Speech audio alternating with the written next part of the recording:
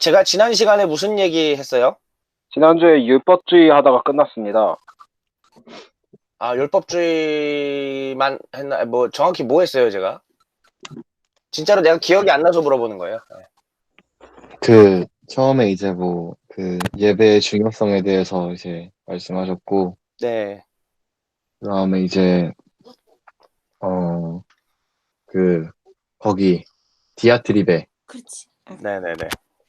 디아트리베에서 이렇게 여러 가지 대화하듯이 세철이 형이랑 한월이 형이랑 이렇게 연기해 주셨고, 네. 그 다음에 율법주의하고 끝이 났습니다. 아, 여기서 얘기하는 율법주의가 대체 뭐냐? 네, 뭐였지? 어떤 거였지? 살리는 공로주의. 율법주의 세 가지 한번, 견해들 한번 얘기해 보실래요? 기억나는 대로? 공로주의, 언약적 언약적 율법주의, 율법주의. 아유, 그럼 세 그리고 번째 거. 살리는 율법. 율법. 살리는 율법주의. 예, 뭐, 각각의 그것들을 하나씩 한번 얘기해 볼까요?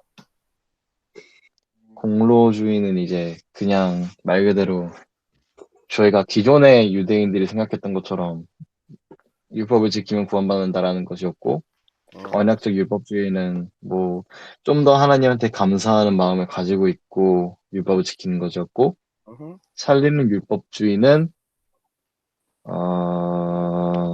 기억이 잘 안 납니다. 섞여 있는 거죠, 그러니까, 살리는 율법주의는. 음, 그러니까 그러고도 적어도 아니고 일단 문맥에서 로마서라는 문학이 가지고 있는 율법주의자들, 그러니까 로마서에서 말하고 있는 율법주의자들의 특징이 뭐냐? 율법을 살리는 생명을 살린다라는 개념을 갖고 있었다. 그러니까 그 이상도 그 이하도 생각할 이유가 없어요. 물론 이제 그 이상 생각하는 거는 뭐 당연히 학자적으로 좋은 생각들인데 일단은 로마서라는 한 단위에서는 로마서에서 말하고 있는 유대주의자들이 어떤 특징이었느냐 이것만 생각하면 돼요. 근데 그때 봤더니 문맥들을 쭉 보니까 살리는 율법주의였다. 그 살리는 율법주의의 결정적 근거가 뭐였었죠? 로마서 몇 장? 생명에 대해서 얘기하는 거 결정적으로. 생명의 성령의 법. 아, 좋았습니다. 그게 로마서 몇 장 몇 절? 8장 8장 2절입니다. 2절. 네, 좋습니다. 8장 1절 2절. 성경에서 최고 엑기스. 네, 지난 시간에도 얘기했고 많은 목사님들도 일단 보통 성경을 하나로 압축해서 짜면은 한 문장이 나온다면은 다들 뭐 요한복음 3장 16절 꼽고요. 하나님이 세상을 이처럼 사랑하사 독생자를 주셨으니 이는 그를 믿는 자마다 멸망하지 않고 영생을 얻게 하려 하심이라. 요게 이제 성경 전체를 압축했을 때 한 문장으로 나오면은 그거를 많은 목사님들이 꼽으시고요. 길었습니다. 그렇지. 그 다음에 근데도 성경 전체를 풀이할 수 있는, 해석할 수 있는 가장 중요한 장이 어디냐 했을 때는 뭐 거의 대동소이하죠. 대부분이 로마서 8장을 꼽죠. 근데 그 중에서도 로마서 8장의 서두죠. 그 선언. 그러므로 누구든지 그리스도 예수 안에 있는 자에게는 결코 정죄가 없다. 그래서 예수로 말미암아 칭의 받는다라는 이 완전 큰 대전제죠. 제일 거대한 대전제. 그걸 잘 설명해 놓은 게 로마서 8장이다. 그래서 많은 분들이 로마서 8장을 사랑하고 있습니다. 그런데 로마서 8장에서도 드러나 있는 것은 이제 율법주의자들과의 사실 대결 속에서 바울이 쓴 거잖아요. 그래서 생명의 법이라고 했었으면 그 당시에 율법주의자들이 가졌던 살리는 율법주의에 근거해서 생명의 법이라고 하면은 사람들이 그거를 율법으로 떠올렸을 겁니다.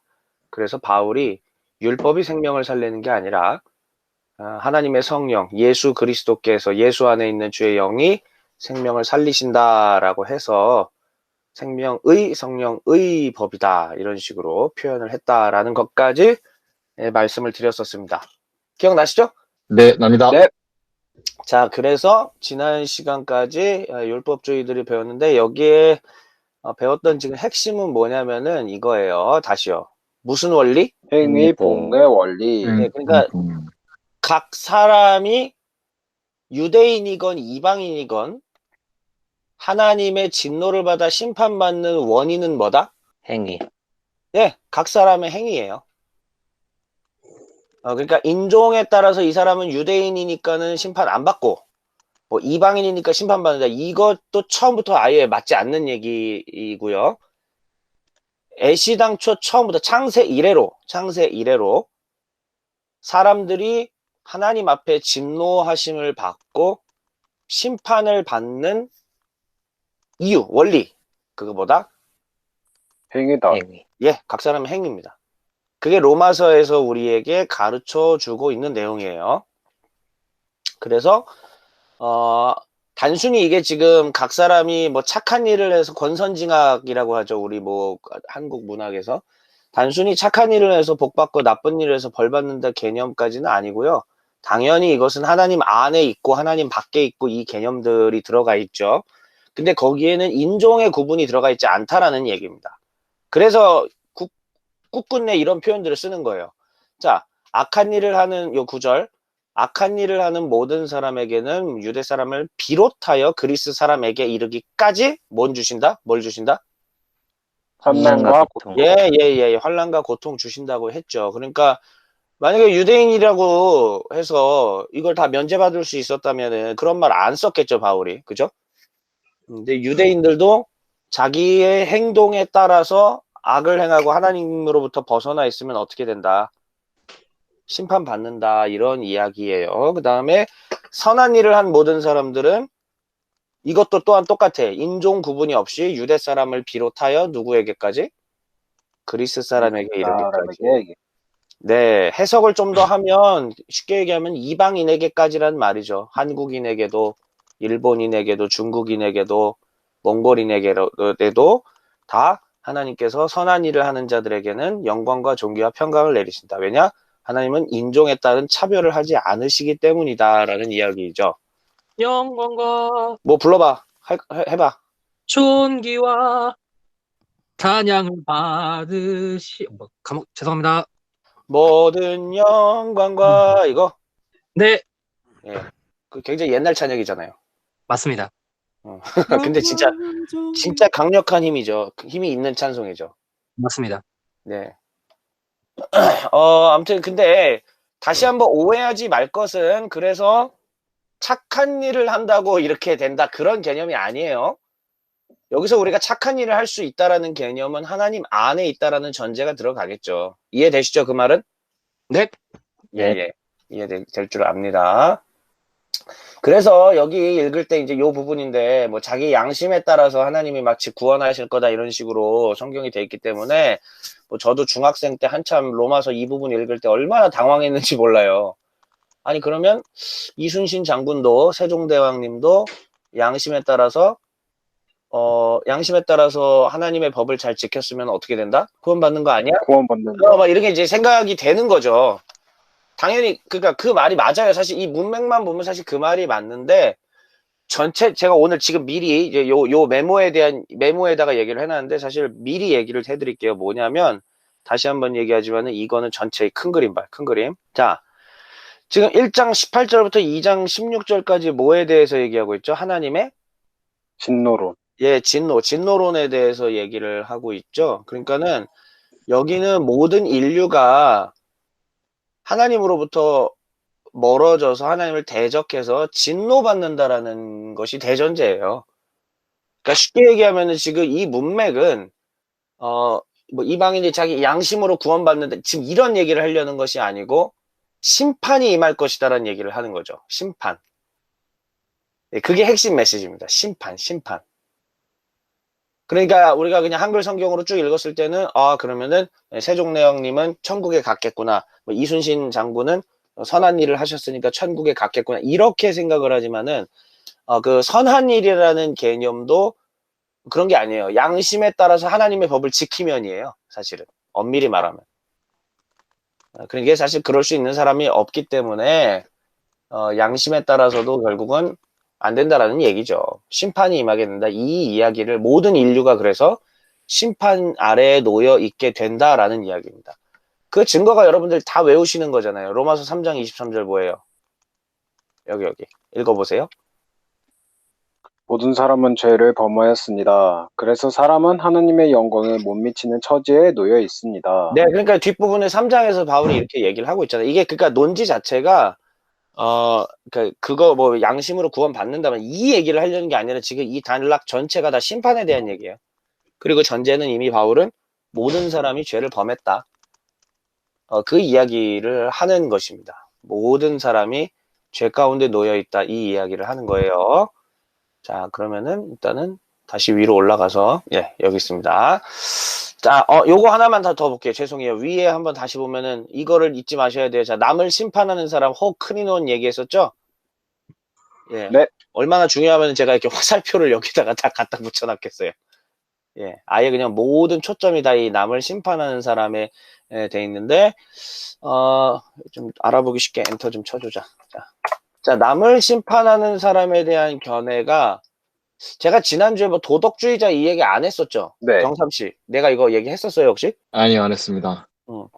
그러니까 아마 그 얘기는 했었을 거예요. 하나님을 대적하는 모든 인류다 이 얘기는 제가 했었는데 요 앞에 1, 2번 얘기를 아마 안 했을 거예요, 제가.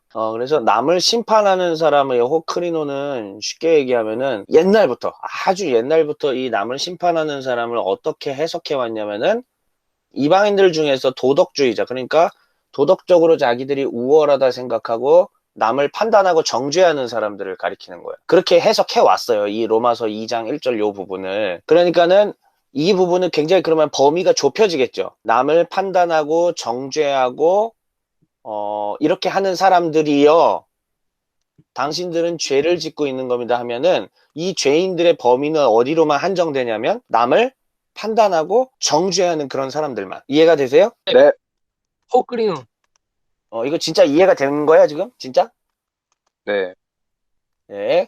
자, 다시요. 전통적인 견해는 여태까지 오래전부터 전통적으로는 이 호크리논을 뭐라고 해석해 왔냐면 무슨 주의자?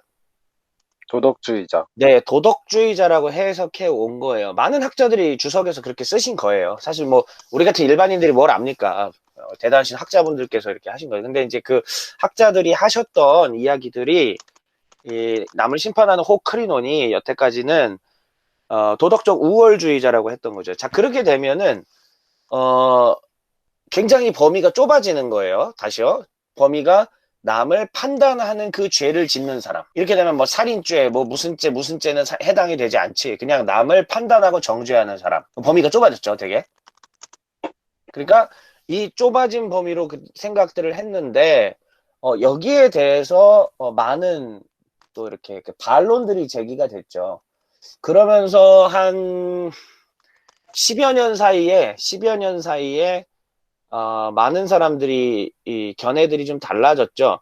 이 남을 심판하는 사람을 누구라고 얘기하냐면 2번? 유대주의자. 네, 유대주의자. 그러면은 퀴즈. 왜 최근에 많은 사람들이 이걸 유대주의자라고 판단을 할까요? 아, 이거 말씀해 주셨었는데. 퀴즈 한번 맞춰봐. 괜찮아.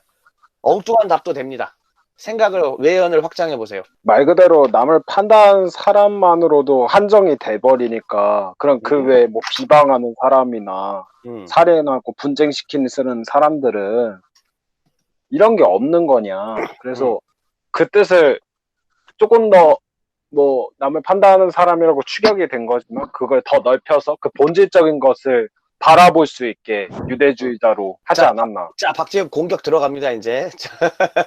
그러면 그거를 넓히려고 하는데 왜 굳이 유대주의자여야 돼요? 앞서 설명을 했던 사람들 가운데 이제 유대 사람들이 말 그대로 저번에 말씀하셨던 것처럼 율법을 받았지만 그것이 자기의 행위대로 나오게 되었으니까 그것이 그를 자기 행위대로 사용하고 있는 유대인들에 대해서 유대주의자다라고 표현한 게 아닌가.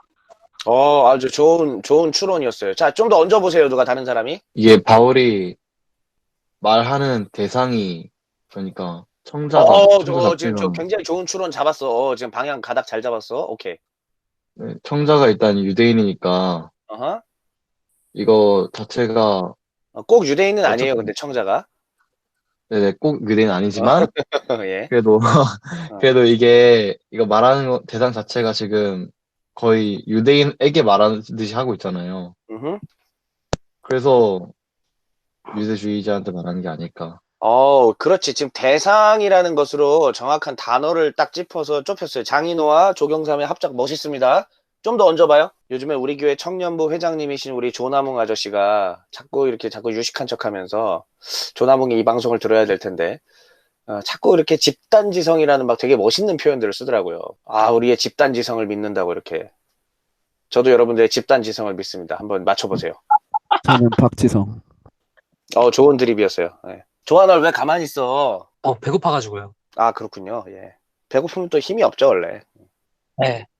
삼겹살 구워 먹으려고 합니다. 난 옆에 지금 드림 카카오 56%짜리 있는데 먹어야겠다. 56 맛있어요. 예, 소리 들리죠? 네. 잘 들립니다. 일부러 마이크에 대고 흔들었어요. 네. 자, 아무튼 빨리 얘기해보세요. 누구 없어요? 가만히 있어봐. 김예종 아저씨 계신가? 있네. 내가 음소거 꺼야지.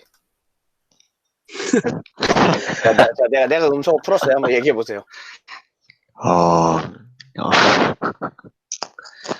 죄송합니다. 집중 안 하고 있었습니다. 예, 괜찮. 또 사람이 어떻게 계속 집중을 해요? 딴 생각도 하고 졸기도 하고 그러는 거지. 네. 자, 그러면 김예종 또 다른 사람 한번 시켜보세요. 저는 정세철 선생님을 추천합니다. 오케이. 아저씨, 정동지 아저씨. 예. 제가 사실 지금 머리가 안 돌아가요. 머리 안 돌아가? 네, 저 4시 반에 일어나서 출근을 해서. 그럼 자요. 네, 지금 자. 솔직히 지금 누워서 듣고 있어요. 그래. 누워서 가만히 계세요, 그냥. 편안하게 계셔. 어쨌든. 자, 마이크가 길어가지고. 누구 얘기하실 분 없어요? 집단 지성에 대해서. 집단지성 한번 믿어봅시다. 다시 한번 질문을. 자, 그러니까 전통적인 견해는 여태까지 도덕주의자로 해왔다가, 지난 한 10년, 20년 사이에, 이 남을 심판하는 사람이나 이거 대상을, 아니다, 이건 유대주의자다. 이런 식으로 많은 사람들의 생각이 바뀌었어요. 이게 핵심입니다. 바뀌었다는 거죠. 생각 자체가. 그래서 많은 주성류들이 유대주의자인 걸로 완전 전혀 다른 얘기잖아. 그냥 그전에는 그냥 대동소이하게 다들 뭐 도덕주의자다 이런 식으로 항상 해석을 하고 넘어갔는데, 한 최근 10년, 20년 사이에는 이제 이 2장을 1절 요 나오는 부분들의 이 내용들을 유대주의자라고 바꿨어요. 많은 분들이 그렇게 주석을 그렇게 쓰세요.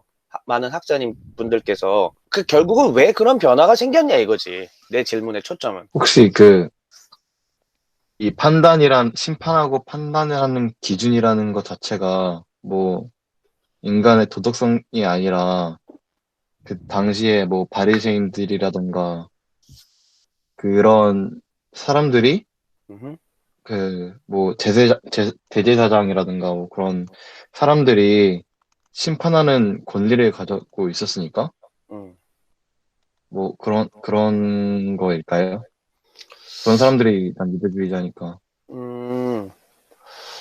그것도 뭐 나름 일리 있는 생각이네요. 하지만 잘 모르겠어요, 저는. 아주 좋았어요. 자, 그러면 이제 시간이 너무 갔으니까 얘기를 한번 해볼게요. 쉽게 얘기하면은 지난 10년, 20년 사이에 세관점 영향 받았잖아. 네, 맞습니다. NPP 학파의 영향을 많이 받았잖아요. 바울의 세관점. 네, 그러다 보니까는 그런 얘기가 자연스럽게 나오는 거예요. 그러니까 그러니까 이 세관점에 의하면은 바울이 싸운 대상들은 율법으로 구원받는다를 얘기한 사람들이 아니고, 이들은 이미 언약 안에서 이미 구원을 받았는데 하나님의 언약 안에 머물려면 율법을 지켜야 된다라는 사상을 갖고 있었다라고 본 거예요. 세관점 학파들이. 되게 다른 얘기죠. 그러니까 율법을 열심히 지키는 건 똑같은데, 그 전에 얘기했던 공로주의는 뭐냐면 자기가 최선을 다해서 율법을 지켜야만 비로소 구원을 받을 수 있다라는 게 공로주의고, 세관점 학파에서 얘기한 언약적 신율주의라는 건 뭐냐면 나는 이미 유대인으로서 율법을 받았고 거룩한 하나님의 백성이 되어 선택받아서 하나님의 언약 백성으로 들어가 있다 이거야, 유대인들이. 그런데 그 언약 안에 머물기 위하면, 그러니까 이 언약 안에 머문다라는 얘기는 뭐냐면 하나님의 구원 안에 머문다라는 얘기죠. 그러니까 내가 하나님의 언약의 구원 안에 머물려면 뭐를 지켜야 된다? 율법을 지켜야 된다. 네네. 그러니까는 세관점은 좀 다른 거, 그러니까 같은 얘기인데도 다른 거예요. 뭐냐면 이미 구원 안에 있다라는 전제죠. 근데 이분들은 뭐라고 주장을 하신 거냐면, 그 당시 유대인들은 그래서 이미 자신들은 구원 안에 있고, 그런데 할례와 음식법들과 뭐 이런 각종 법들을 지킴으로써 유대인으로서의 어떤 프라이드 뿜뿜이다 이거지. 그래서 이방인들한테까지도 어떻게 하게 시키는 거야? 율법을 지켜라. 그렇지, 그렇지. 그런 생각들을 가지고 있다라는 얘기죠. 그러니까 쉽게 얘기하면은 그러니까 유대주의자가 돼야 멋있는 거지. 근데 바울은 그거랑 격렬하게 싸웠단 말이에요. 그래서 이 최근에 왜 내 소리야, 내 소리. 최근에 유대주의자라는 말이 왜 나왔냐면은, 이 MPP 학파의 영향을 받았기 때문에, 이것은 그래서, 유대주의자다. 이렇게 얘기를 하는 건데, 제가 지난주에 얘기했듯이, 이제 엘리어트 얘기는 안 했었고, 이진섭 박사님의 얘기를 했잖아요. 이진섭 박사님이 이제 엘리어트의 이야기를 존중을 하신 거죠. 그래서 이 얘기는 뭐냐면은, 이 엘리어트라는 학자가 지금 관심 가진 게 이거예요. 뭐였다고요? 어떻게 읽어? 그리고 하나님의 진노의 심판을 받게 됐죠. 요거 내 화면에 보이는 거 지금 내가 동그라미 그리고 있는 거예요. 요거. 네요? 그러므로 이게 헬라어 읽어봐 빨리. 헬라어 짧잖아 이거. 쉽잖아. 이게 델타야. 델타. 디오. 디오지 그렇지. 디오. 나머지는 뭐 영어랑 거의 똑같으니까 다 읽을 수 있죠? 다 똑같아요. 뭐 이오타, 뭐 오미크론인데 IO 뭐 영어로 봐도 돼요. 이게 디오야. 그러면 제 지난 시간에 얘기했잖아. 디오는 어떤 의미라고 그랬죠? 관사 아닙니까? 아니, 이 관사가 아니고, 그러니까, 뜻, 컨정션인데, 그러니까 접속사인데, 그건 중요한 게 아니라, 이 기호가 어떤 뜻이라고 그러나. 했어? 그러나. 아니지, 여기 그러므로라고 한글이 써있는데 무슨 이상한 소리예요, 지금. 그러므로. 근데, 디오가 얼마만큼 강력한 단어냐, 뭐 약한 단어냐, 이런 얘기 했잖아요, 제가. 네네. 뭐라고 그랬죠, 그때? 지난주에? 좀 센 거라고. 강력하게. 그렇지. 정확히. 강력한 단어란 말이야. 자, 그러면, 생각해봐요. 여기 디오로 묶여있죠? 그러면 이 앞에 있는 내용들과 이 디오가 서로 어떻게 되는 거야? 연결되는. 예, 완전 센 단어잖아요. 그러면은 강력하게 묶이죠. 자, 그러면 봐봐. 생각해봐. 여기는 지금 여태까지 전부 다 일반적인 사람들에 대한 얘기예요. 일반적인 사람들 다. 봐봐. 이게 그 유대인 얘기한 거 아니거든요. 그렇죠? 창세의 이후에 있었던 일반적인 사람들의 죄악된 모습들을 전부 다 보여줬어요. 창조 이후에 일반적인 모든 사람들. 그럼 그들이 어떻게 했다는 거야? 전부 하나님 배신하고, 하나님 등지고, 그래서 하나님께서 유기하시고, 이제 심판하신다라는 얘기를 하려고 하는 거잖아요? 유기했다 이거야. 전부 다 하나님이 버려놨다. 근데 이런 사람들은 어떤 사람들이냐? 뭐 이렇게 악하고, 이렇게 악하고, 이렇게 악하고, 자기만 이런 일들을 하는 게 아니라 두둔하기까지 하는 이런 악당들이다. 근데 이거는 지금 유대인 얘기예요? 이방인 얘기예요? 모든 사람. 그래요. 그냥 하나님을 거부하는 사람. 네, 그냥 창세 이후로 하나님을 거부하는 모든 사람들 얘기잖아요. 그러니까 그러므로 해놓고 갑자기 얘가 만약에 유대주의자가 되거나 아니 도덕주의자가 된다면 이 디오가 도대체 무슨 의미야? 바울이 이거 디오 왜 쓴 거야? 이 앞에까지는 모든 인류, 그 죄악된 모든 인류 얘기해놓고, 그러므로 남을 심판하는 사람, 그러므로 예를 들어서 유대주의자들이요. 그러므로 도덕주의자들이요. 이게 말이 되냐는 거지. 이해가 되세요? 여러분들이 지금 굉장히 네. 고급 로마서를 배우고 계십니다. 아주 굉장히 고급 로마서를 배우고 계시는 거예요. 자부심을 가지셔도 됩니다. 조한월 전도사님. 잤다, 네? 이 사람. 조한월 전도사님? 네. 막 갑자기 헬라어 히브리어 하고 싶지 않아? 너무 하고 싶죠. 그렇죠. 그러니까 열심히 네. 하라고요. 네. 제가 하나 정보를 흘려줄게요. 홍석원 간사님이 굉장히 하고 싶어해. 아, 진짜요? 둘이서 어떻게 좀 해봐. 공부를 같이. 아, 네. 자, 보세요. 같은데? 그래서 제가 일부러 이 화살표들을 그려놓은 거예요. 일부러. 사실은 화살표를 저 위에서 더 끌어들여야지. 사실 여기에 다 지금 이렇게.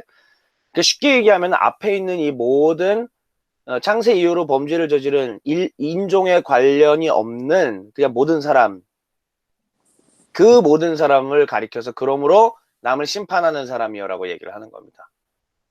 쉽게 얘기하면은 남을 심판하다라기보다 이 사람들은 판단하는 사람들이에요. 다른 사람들을 판단하는데 결국은 근데 이게 이 워드 플레이가 들어가는 거야. 자기가 남들을 판단하지만은 자기는 정당하다 생각하고 지금 남들을 판단하고 막 정죄하고 심판하고 이런 사람이에요. 네. 근데 사실은 그 심판의 원래 심판자가 누구예요? 하나님. 하나님이시죠. 그러니까 하나님의 심판이 그에게도 간다라는 이야기죠, 오히려. 그러므로 엘리어트와 이진섭 박사님께서는 인종 구분 없이 하나님을 대적하는 온 인류라고 이 호크리논을 해석하고 계십니다. 그렇게 돼야 이 문맥이 풀려요. 자, 그러면 볼게요. 남을 심판하는 그 모든 그 인류, 하나님께 대적한 사람들이요. 너희들도 결국 똑같은 거다. 너희들도 똑같은 일을 하고 있다. 하나님의 심판이 너희에게 임할 것이다. 스스로 그런 일을 하는 사람들이요. 자기는 정당하다 생각하지만은 자기도 범죄하고 있는 사람들이요. 하나님의 심판을 너희가 과연 피할 수 있을 것 같으냐? 그대는 완고하여 회개할 마음이 없으니 하나님의 공정한 심판이 나타날 진노의 날에 심판받을 거다. 근데 그것들을 스스로 계속 쌓아 올리고 있는 것이었다라고 얘기하면서, 그럼 도대체 하나님의 심판은 최종 심판이 나타날 건데 하나님의 심판이 나타나는 원리는 뭐냐? 유대인도 아니고 이방인도 아니고 창세 이후로 범죄한 모든 사람들이 예시를 앞에서 보여줬잖아요. 결국 하나님은 각 사람이 그 한 대로 갚아주신다라는 얘기예요. 왜? 하나님은 유대인만 구원하시고 이방인은 버리시고 하는 하나님이 아니라 차별 없이 대하시기 때문입니다. 각 사람이 한 대로 갚아주신다라는 얘기입니다. 자, 그런데 그 다음에 이제 오늘 이제 진도죠. 자, 그 각 사람이 한 것에 대한 얘기들인데 그것을 어떤 식으로 이해할 수 있게 표현을 해주냐면은 세상엔 두 종류의 사람으로 나눠지잖아요. 율법을 먼저 받은 자와 아직 율법을 받지 않은 자로 나눠지죠. 율법을 받은 사람은 무슨 인? 유대인, 유대인. 율법을 받지 않은 사람들은 태음인. 태음인은 아니고요. 이방인. 네. 지금 그 이재마의 그 사상의학 그 얘기하신 거죠? 네. 네. 정말 재미없었습니다.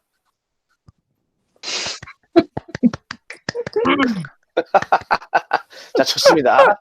자. 그래서, 자, 다시. 자, 여기서 그 두 갈래로 나눠서 설명을 해요. 근데 다시 얘기합니다. 미리 답을 얘기해 드릴게요. 두 갈래로 얘기해서 이방인은 양심에 따라 판단받고 유대인은 율법에 따라 판단받는다라는 얘기예요. 자, 그런데 이 문맥을 한번 진짜 잘 생각해봐요. 여태까지 쭉 해온 문맥을 잘 생각해봐요. 그럼 하나님께서 이방인은 양심에 따라서 스스로 구원받게 하겠다 이 얘기일까요? 아니요. 예, 이건 지금 문맥 자체가 심판 얘기예요. 그러니까 유대인들은 율법 때문에 죄가 드러나서 심판받는 거고 이방인들은 율법을 받지 않았지만 양심에 따라 선한 일을 하면 되긴 했는데 그 누구도 거기에 따라 자유로울 수가 없다. 그래서 마지막 날에 그리스도께서 나타나실 그날에 심판의 역사들이 있다라는 이야기예요. 그걸 보고 한번 성경을 읽어보겠습니다. 자, 읽기 담당자 12절부터 16절까지 한번 읽어주세요. 율법을 모르고 범죄한 사람은 율법과 상관없이 망할 것이요. 율법을 알고 범죄한 사람은 율법을 따라 심판을 받을 것입니다. 요 말 이해가 돼요, 하나님 지금? 앞에 잠깐만요. 요 말 이해가 되죠? 율법을 모르고 범죄한 사람은 누구예요? 이방인. 이방인. 네, 이방인이에요, 이방인. 이 사람은 율법과 상관없이 망하고, 그 다음 율법을 알고 범죄한 사람, 유대인들은 율법을 따라 심판받고요. 자, 13절. 하나님 앞에서는 율법을 듣는 사람이 의로운 사람이 아닙니다. 오직 율법을 실천하는 사람이라야 이렇게 될 것이기 때문입니다.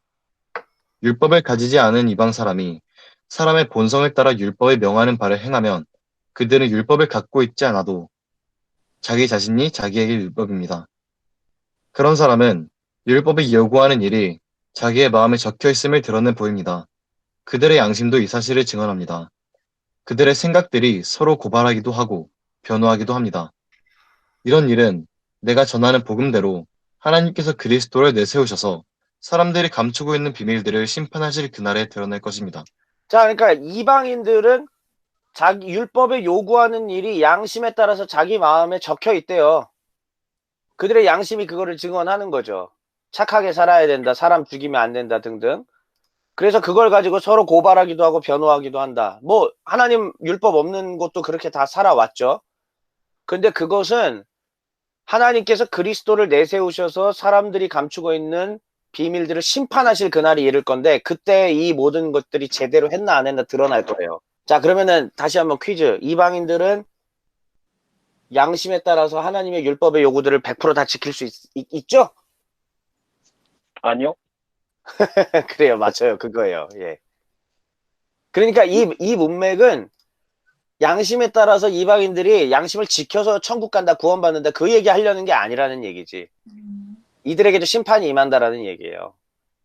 단지 이들은 율법을 안 받았기 때문에 도대체 이 이방인들은 어떻게 심판받느냐, 이걸 설명하려고 바울이 얘기한 거지. 자, 이것을 여기 우리 조한을 전도사님 한번 여기 메시지 메모장 한번 읽어주세요. 여기서의 핵심은 이방인이 양심만으로 구원받을 수 있느냐는 것이 아니다. 각 사람의 행위에 따라 심판이 임한다는 것. 그리고 이거 제 것 때문에 잘 안 보입니다. 조금 내려주시면. 잠깐만요. 자. 네. 각 사람이 감추고 있는 비밀들이 심판의 그날에 드러난다는 심판의 메시지이다. 네, 각 사람이 감추고 있는 비밀들이 심판의 그날에 드러난다는 것이고요. 그 다음에 유대인에게는 심판이 유대인들은 어떻게 심판받느냐? 율법 받았으니까 율법의 근거에서 심판받는다. 이방인들은 그러면 어떻게 심판받느냐? 걔들은 율법이 없잖아. 율법이 없어도 하나님이 마음속에 양심을 남겨두셨기 때문에 빠져나갈 길이 없어. 이 얘기예요. 이해되셨죠? 네. 네. 자, 그러면 이제 그 다음 할 얘기가 뭐냐면, 지금까지는 이제 하나님의 진노에 대한 논지를 제공한 거예요. 처음에 문제 제기를 한 겁니다. 그래놓고 바울이 중간에 이제 그 극적 어그로 끄는 드디어 장면이 나옵니다. 최종 심판은 이 어그로 이후에 다시 설명하게 될 거예요. 그래서 2장 17절부터 29절에서 어그로 끄는 일을 합니다. 자, 지금 그러면 바울이 위에서 유대인들에게는 율법이 있었지만 하나님은 행위에 따라서 심판하신다. 유대인이 아무리 율법 갖고 있었어도, 유대인들이 아무리 율법을 소유하고 있었어도 그걸로 구원받는 게 아니다. 아니다. 왜요?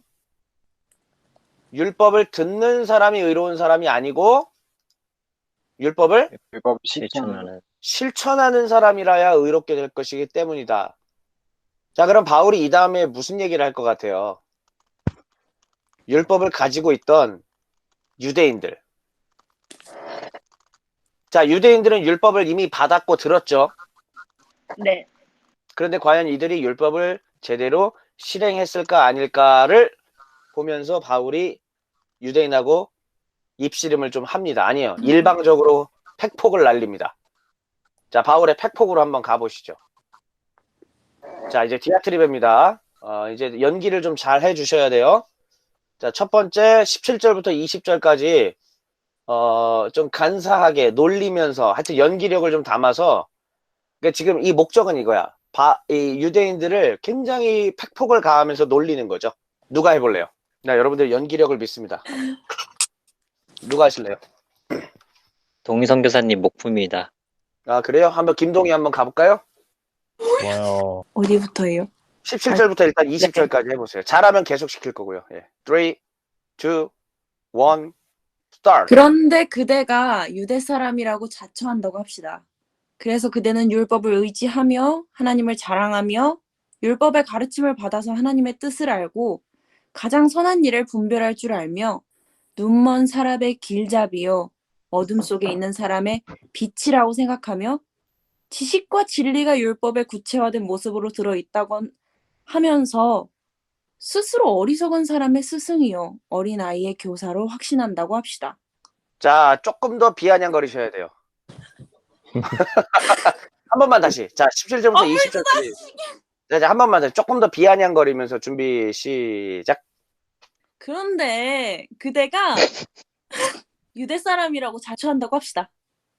그래서 그대는 율법을 의지하고 하나님을 자랑하며 율법의 가르침을 받아서 하나님의 뜻을 알고 가장 선한 일을 분간할 줄 알며 눈먼 사람의 길잡이요 어둠 속에 있는 사람의 빛이라고 생각하며 지식과 진리가 율법의 구체화된 모습으로 들어있다고 하면서 스스로 어리석은 사람의 스승이요 어린아이의 교사로 확신한다고 합시다. 오케이, 좋았어요. 자, 이 내용이 뭔지 이해가 되세요, 지금 다들? 자, 그러니까 봐봐요. 아까도 2장 1절을 왜 유대주의자라고 안 보냐면요. 디오에 관련돼서 이 앞에 내용하고도 맞지 않지만은요. 만약에 여기가 유대인, 그럼 유대주의자, 유대인이라고 칩시다. 쭉 다 이렇게 유대인 했는데, 근데 갑자기 그런데 그대가 유대 사람이라고 자처한다고 합시다. 이렇게 되면은 내용상 안 맞게 돼요. 뭔 말인지 아시겠죠? 네.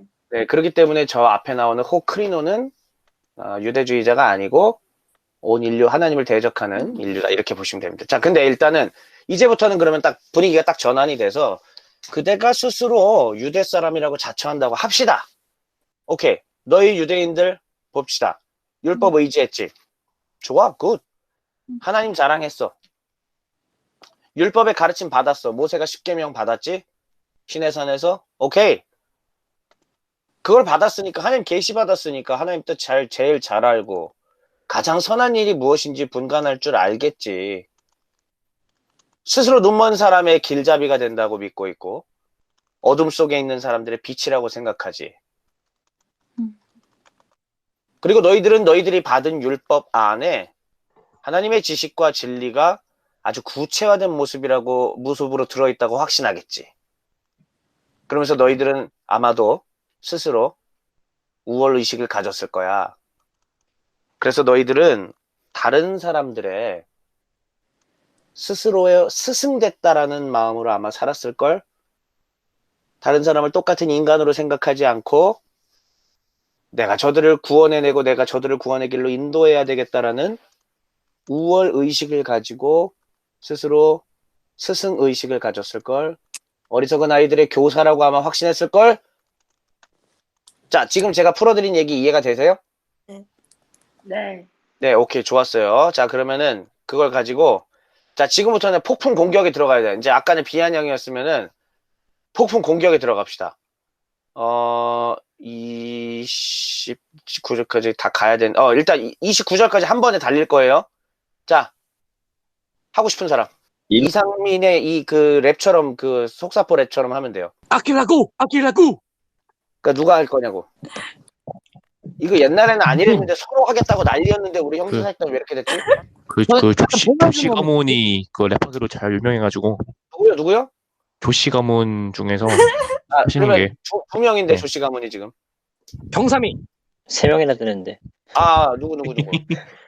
다윗이 조다희, 조다윗은- 조한월, 조경삼 그런데 3명이네. 자, 그 중에 2명은 같은 본이고 1명이 다르죠?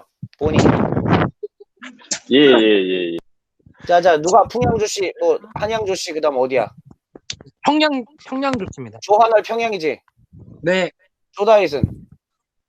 한양입니다. 한양. 조경삼. 저도 한양입니다. 됐네, 그러면. 자. 평양조씨 고. 렛츠고. 평양조씨 고. 그렇다면 그대는 남을 가르치면서도 왜 자기 경상도 자신 분이세요? 경상도 분이세요? 네. 아, 좋습니다. 예, 미안합니다. 자, 계속 해보세요. 예. 왜 자기 자신을 가르치지 않습니까? 아, 좋아. 도둑질을 하지 말라고 설교하면서도 왜 도둑질을 합니까? 확실하게 최민식으로 가봐. 확실하게 최민식으로 가봐. 간음을 하지 말라고 하면서도 왜 간음을 합니까? 우상을 미워하면서도 왜 신전의 물건을 훔칩니까? 예? 율법을 자랑하면서도 왜 율법을 어겼어? 하나님을 욕되게 합니까? 그래도 그냥 주장이 하나님- 성경에 잠깐. 기록된 바 너희 때문에 하나님의 이름이 이방 사람들 가운데서 모독을 받는다 한 것과 같습니다. 율법을 지키면 할례를 받은 것이 유익하지만 율법을 어기면 그대가 받은 할례는 할례를 받지 않은 것으로 되어 버립니다. 그러므로 할례를 받지 않은 사람이 율법의 규정을 지키면 그 사람은 할례를 받지 않았더라도 할례를 받은 것으로 여겨질 것이 아니겠습니까? 그리고 본래 할례를 받지 않았더라도 율법을 온전히 지키는 사람이 율법의 조문을 가지고 있고 할례를 받았으면서도 이 사람 지금부터 내용 이제 꼬인다 머릿속에서. 그렇지. 받았으면서도 율법을 범하는 사람이 그들을 정죄할 것입니다. 겉모양으로 유대 사람이라고 해서 유대 사람이 아니요. 겉모양으로 살같이 할례를 받았다고 해서 할례가 아닙니다. 오히려 속사람으로 유대 사람인 이가 유대 사람이며 율법의 조문을 따라서 받는 할례가 아니라 성령으로 마음에 받는 할례가 참 할례입니다. 여기에 종할 빠국이 있습니다. 이런 왜 사람은 갑자기 이정재야? 왜 갑자기 이정재야? 이정재야?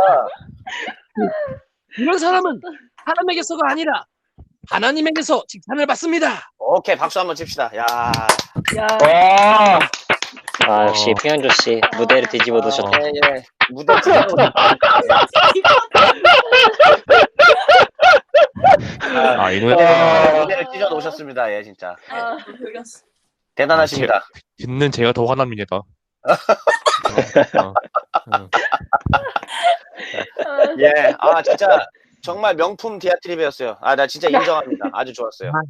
감사합니다. 아니, 지금 내용 아직 숙지 안 되고 그냥 읽으면서 한 거잖아. 맞습니다. 근데 이 정도면 진짜 잘한 거죠. 이게 내용 숙지한 다음에 하면은 진짜 기가 막힐걸요, 아마 이거. 맞습니다. 자, 그러니까 내용을 제가 이제 짧게 한번 말씀드릴게요. 자, 이제 유대인들한테 얘기하는 거죠. 니들은 율법을 받은 사람이다. 그러니까 율법을 갖고 있다. 근데 왜 스스로 아까 여기서 얘기한 것처럼 스스로 어리석은 사람들의 스승이요 어린아이의 교사라고 확신을 해요. 그러면서 이게 이제 여기랑 이어지는 거죠. 남은 가르치면서도 왜 자기 자신은 가르치지 않냐 하는 거지. 그래서 직접 제가 성경 공부 스스로 하는 모습을 좀 보여드릴게요. 내가 이런 식으로 하거든요. 도형을 이렇게 해서 화살표로 해서 이렇게 해놔야 눈에 잘 들어와요. 스스로가 나중에 이해가 되고. 자, 스스로 남은 가르치면서도 강력하다. 굉장히 강력하죠. 이렇게 되면. 지금 자, 좀 막, 예.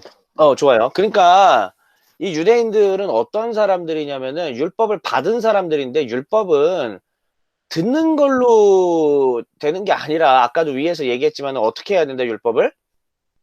행해야 한다. 예, 그렇죠. 행해야 한다라고 얘기했잖아요.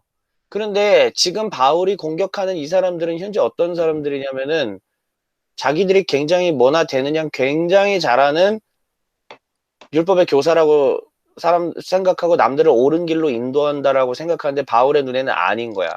이들은 지금 옳은 길로 인도하지 않아. 잘 몰라. 그리고 율법의 근본 정신도 이해 못했어. 쉽게 얘기하면은 정치인들 중에나 또 여러분들 교회 생활하다 보면 꼭 그런 분들 있죠. 유체이탈법하는 사람들. 자기가 맨날 지각하고 자기가 결석하고 자기가 잘못하면서 항상 그런 사람들을 지적하는 말투가 몸에 뱄죠. 그런 사람들 있죠? 교회에서 아니면 여러분 주변에 학교에나 직장에 있죠? 혹시 여러분들이 그런 사람은 아니에요? 형제 사역단 중에 그런 인간들이 있으면 내가 이제 코를 비틀어 버리지 이제. 내 코. 이해하겠습니다. 네. 홍성원 연기 좋았어요 지금. 굉장히 좋았습니다. 그래서 이게 이 당시 유대인들이 지금 이런 상황이었다라는 얘기예요. 자기 자신들이 남을 가르치면서 정작 자기는 못 돌아보는 거지. 이게 우리 속담으로는 무슨 말이 있죠? 한국 속담으로? 겨 묻은 게 똥 묻은 게 뭐라 한다. 그렇죠. 그러면 예수님이 하신 말씀으로는? 이 자신을 알라. 아니, 그건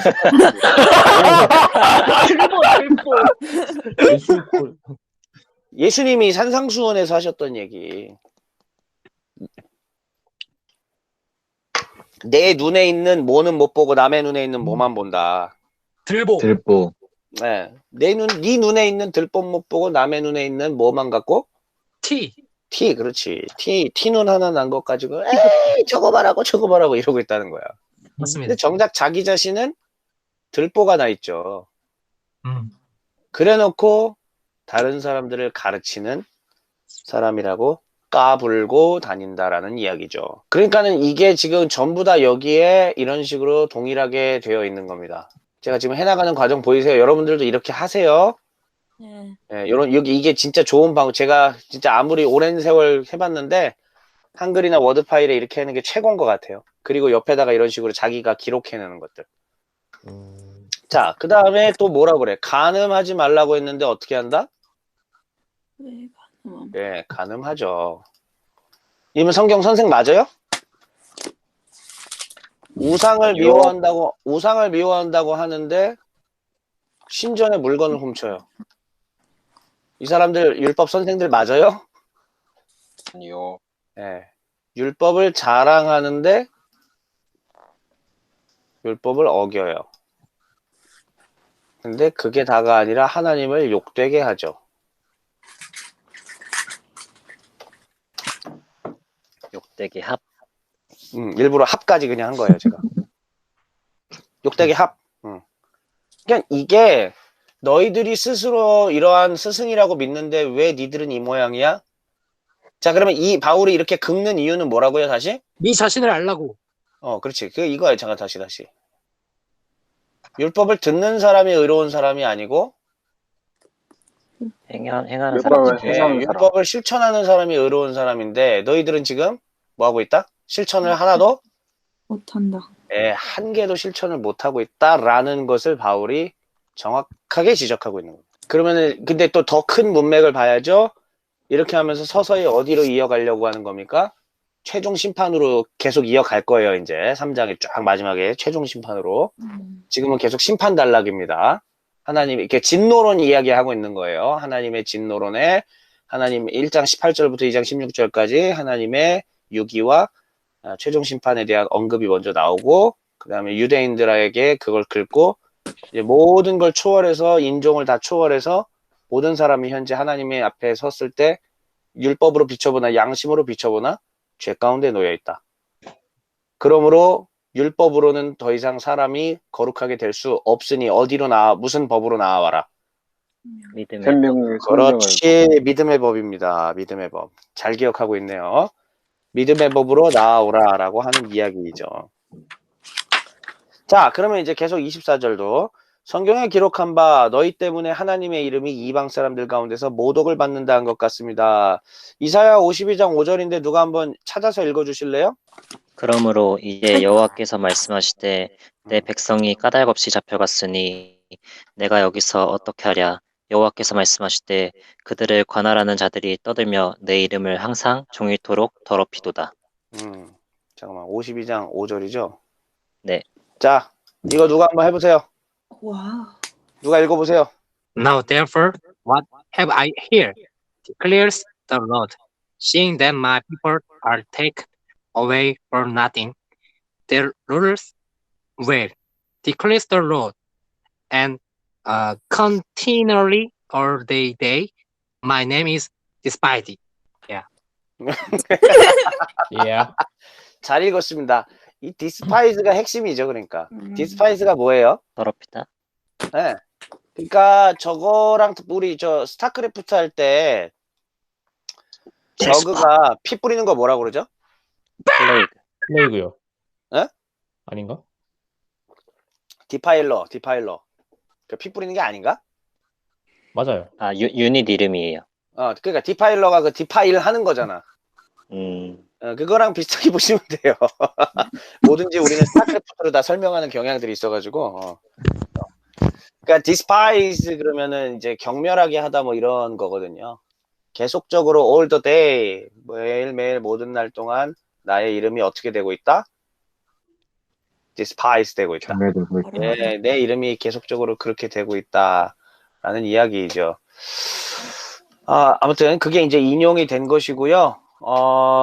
이렇게 바울이 이거 구약의 워낙 전문가이기 때문에 바울이 이제 이런 데서 이렇게 인용을 잘 한 것이고, 자, 그래서 계속 그 대비를 시켜줄 겁니다. 자, 25절. 율법을 지키면 할례받은 것이 유익하지만, 자, 할례받았다라는 말 자체가 무슨 의미죠? 유대인이다. 할례를 율법을 그대로 행하는 자? 그러니까 할례를 받았다라는 말이 곧 이게 누구를 지칭하는 말이에요? 유대인. 네, 유대인이라는 말이죠. 그러니까 유대인은 할례를 받아서 구원받는 게 아니죠. 아닙니다. 그거에 대한 논증이 몇 장부터 시작돼요? 27장. 요 다음 4장. 지금 이제 2장이잖아요. 이제 3장 지나서 4장부터 그래 이제 본격적으로 그 얘기를 할 거예요. 바울이 로마서에서. 그러니까 율법을 지키면 내가 유대인이라는 것 자체가 굉장히 유익한 거지만 만약에 율법을 어기면 율법 안 지켜 아까 위에서 얘기한 것처럼 이렇게 빨간색처럼 이렇게 만약에 하면 그대가 받은 할례를 받지 않은 것으로 되어버립니다. 그러니까 그대가 받은 할례는 다시 이게 뭐를 상징한다고? 유대인. 아이고 컨트롤 Z가 있으니까요 우리에게는. 이거는 선생님 이게 그대가 받은 할례는 유대인이지만 할례를 받지 않은 것처럼 된다라는 건 뭐예요? 이방인처럼. 네, 이방인처럼. 그러니까 사실은 이방인처럼 되어버린다라는 거죠. 그러므로 이제 요게 조금 문제가 되는 그 성경 표현인데요. 굉장히 문제가 되는 표현이에요. 요게 매우 중요한 이거는 꼭 헬라어로 풀어야 되는 건데 그러므로 할례를 받지 않은 사람이 율법의 규정을 지키면이라고 했는데 여러분 이게 지금 말이 됩니까? 아니요. 할례를 받지 않은 사람이 누구죠? 이방인. 이방인. 네, 이방인이 율법의 규정을 지켜요? 아니요. 모르죠. 아니 이방인이 율법의 규정을 왜 지켜? 음. 당연히 안 지키지. 유대인이 아닌데. 그러니까 물론 이제 유대 세계 안으로 들어온 그런 사람들이 있죠. 우리가 히브리어를 게르라고 하죠. 게르는 이방인이라고 번역을 하기도 하는데 쉽게 얘기하면은 게르와 노크리 두 단어가 있어요. 게르는 이방인이긴 해도 유대 사회 안으로 들어온 이방인들을 말해요. 그 사람들은 당연히 할례도 받고 율법을 지키는 사람들이야 나중에. 근데 여기서의 할례 받지 않은 사람들은 그런 이방인을 말할까요? 아니요. 게르를? 아니야. 이거는 노클이라고 해서 노클이는 뭐냐면 아예 유대 사회 밖에 있는 사람들을 가리키죠. 이제 이건 물론 구약적 개념이고 여긴 신약이지만 그래서 할례를 받지 않은 사람들은 이방인. 그러니까 정말 그냥 하나님을 모르는 사람들이에요. 근데 하나님을 모르는 사람들 뭐 예를 들어서 그리스인이고 뭐 로마인이고 이 사람들이 도대체 율법의 규정을 왜 지켜? 이 사람들이 제사를 왜 지켜? 할례를 왜 받아? 그럴 리 전혀 없죠. 그래서 대표적으로 잘못된 번역입니다. 한글 성경 우리 개역 개정에서는 또 이걸 뭐라고 하고 있죠? 개역 개정에서는 어떻게 나와 있어요? 2장 26. 무할례자가 율법의 규례를 지키면 그 무할례를 할례와 같이 여길 것이 아니냐. 그렇지. 규례라고 하면은 이거 더 그런 거지. 그러니까 규례를 왜 지켜? 무할례자가 이방인이 절대 그 규례를 지킬 수가 없죠. 아예 그 민족이 아닌데. 자, 그래서 여기 주석이 좀 제가 각주를 달아놨는데 글씨가 좀 작기는 해도 누가 좀 여기 읽어주실래요? 각주 7번? 개역개정에서는 율법의 규례라고 번역했다. 이것은 대표적으로 잘못 번역된 내용이다. 왜냐하면 무할례자는 애당초 율법의 규례를 안 지키는 사람들의 상징적인 표현이기 때문이다. 원문에서는 율법의 요구라고 말한다. 원문에서는 뭐라고 얘기한다고요? 율법의 요구. 그럼 또 눈으로 확인해야죠? 어떻게 눈으로 확인해? 넘어가? 패스! 뭘 패스야. 확인을 해야지. 왜 그래. 말 같은 소리 하고 확인해야지. 아이고 맞아. 이사해야겠지만. 이런 건 당연히 눈으로 확인해 보고 가야지. 음은 뭔 음이야. 가만히 있어봐. Lower 16, 19 says. 26절이었나요?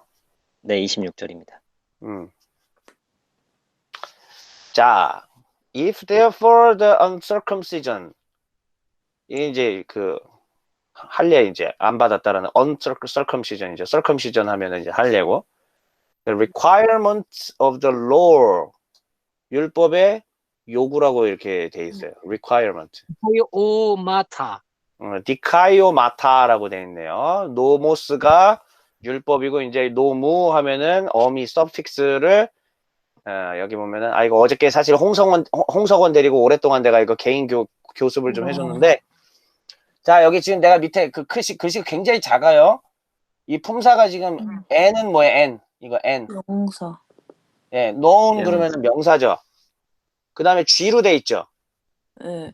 G가 지금 글씨가 굉장히 작을 텐데 확대해서 보세요. 뭐예요, G가? 뭐야?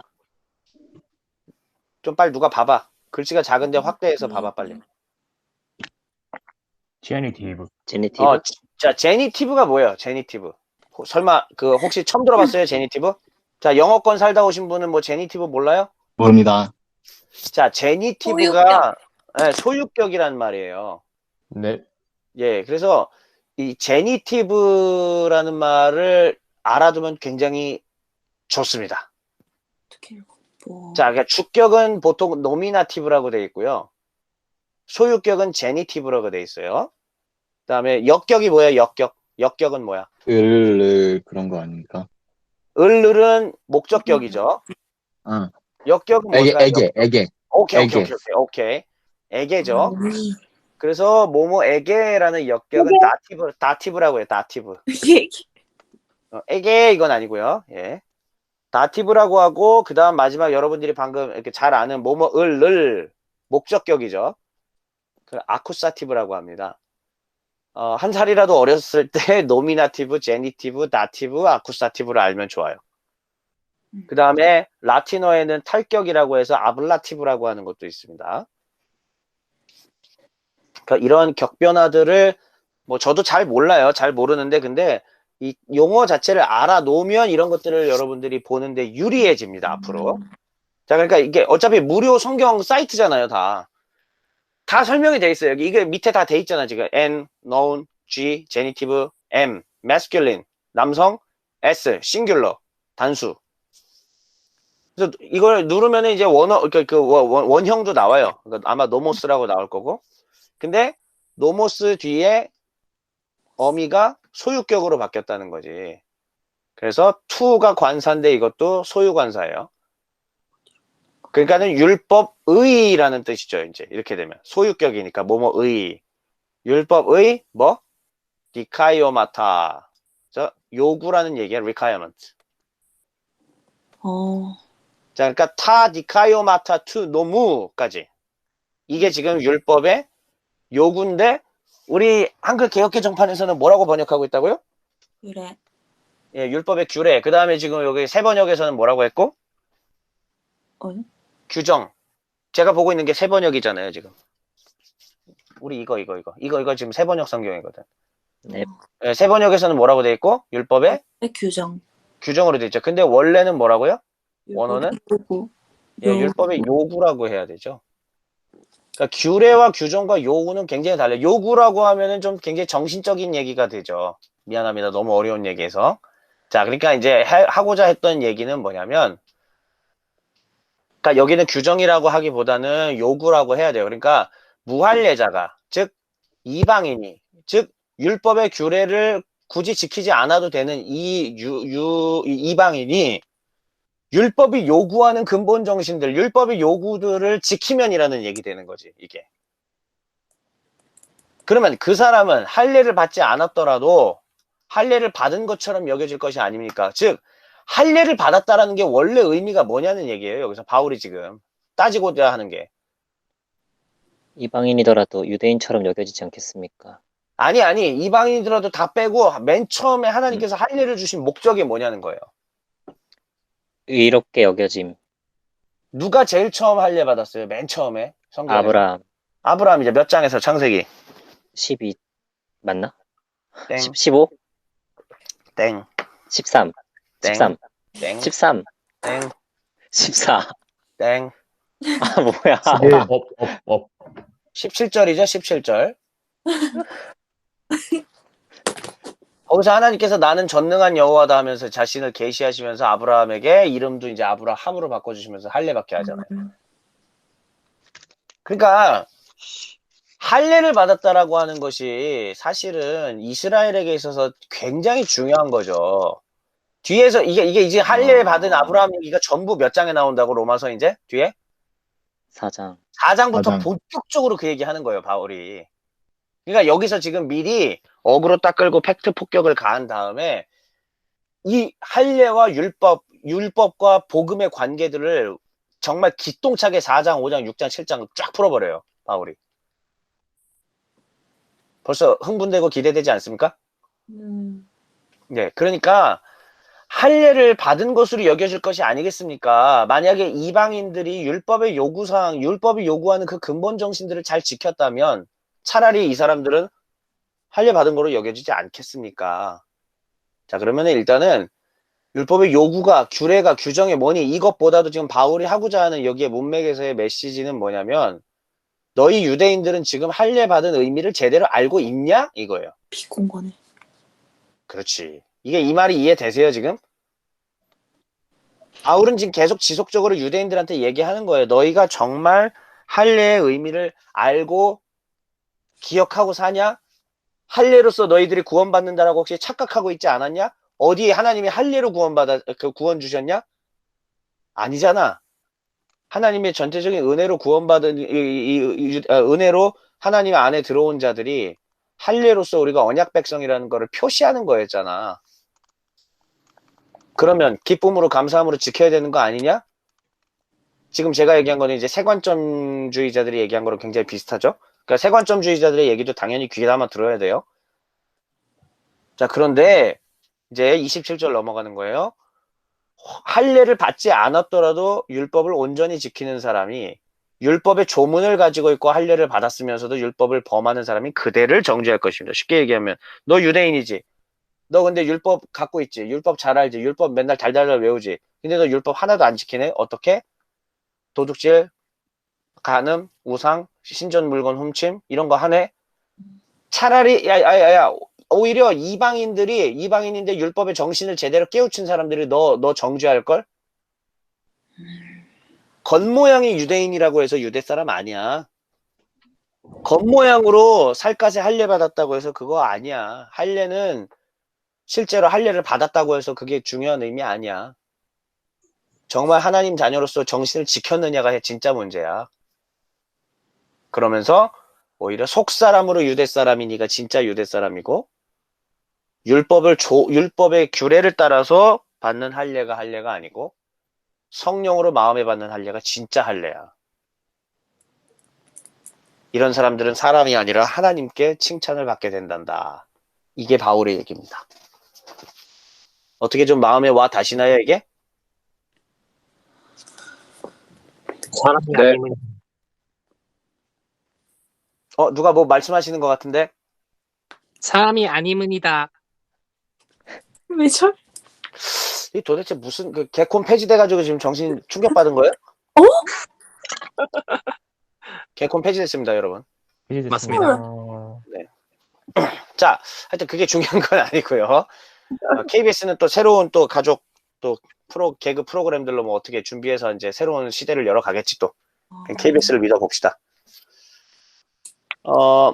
자, 그러면 사실 성경 이 내용은 아닌데 좀 적용이 저도 필요한 것 같아서 저는 우리 시대에도 이것이 좀 적용돼서 생각해 볼 필요가 충분히 있다고 생각해요. 뭐냐면 물론 이제 우리는 유대인이 아니에요. 근데 저는 개신교 우리 기독교인들이 마치 이 당시에 유대인들하고 똑같았다라고 보는 겁니다. 어떤 점에서 똑같았느냐? 자, 저들은 자신들이 할례 받고 율법을 가졌기 때문에 스스로 의롭다 생각하고 하나님 백성이라 생각하고 남 가르쳤죠. 그렇죠? 네. 네. 자, 그런 태도들이 오늘날 우리 개신교인들에게 있지 않아요? 우리 천국 갔다. 우리 구원 받았다. 우리만이 진리다. 우리는 오직 예수 그리스도로 구원받고 저들은 지금 불쌍한 사람들이다. 그러면 항상 우월의식 갖고 우위에 있으면서 남을 항상 가르치려고 하고 말투 자체도 우리는 진리를 가졌으니까 아닌 척하면서도 은근히 저들을 깔보고 그런 식으로 대화한 적은 없으세요? 있죠. 전 많이 봤어요. 특히 죄송하지만 제가 목사기 때문에 얘기하는 겁니다. 목사들 중에 그런 사람들을 너무 많이 봤습니다. 기본 대화 패턴이 상대와 그냥 대화가 아니라 항상 우위에서 남을 가르치려고 하는 말투예요. 기본 몸에 뱄어요, 그게. 그게 우리 모습이지. 지금 개신교인들이랑 여기를 비교해 볼 수 있죠. 굳이 적용을 좀 해보자면. 자, 혹시 교회에서 설교하실 분들, 전도사님들 계시면 이걸 갖고 해보세요. 그러다 교회에서 쫓겨나면 내 책임은 아니고.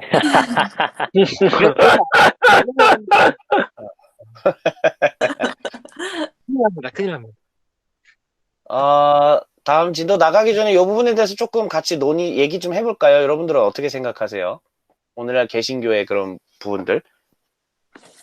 속상합니다. 개신교가 이런 범죄를 오히려 또 저지르고 있지 않아요? 여기 빨간색? 아주 맞습니다.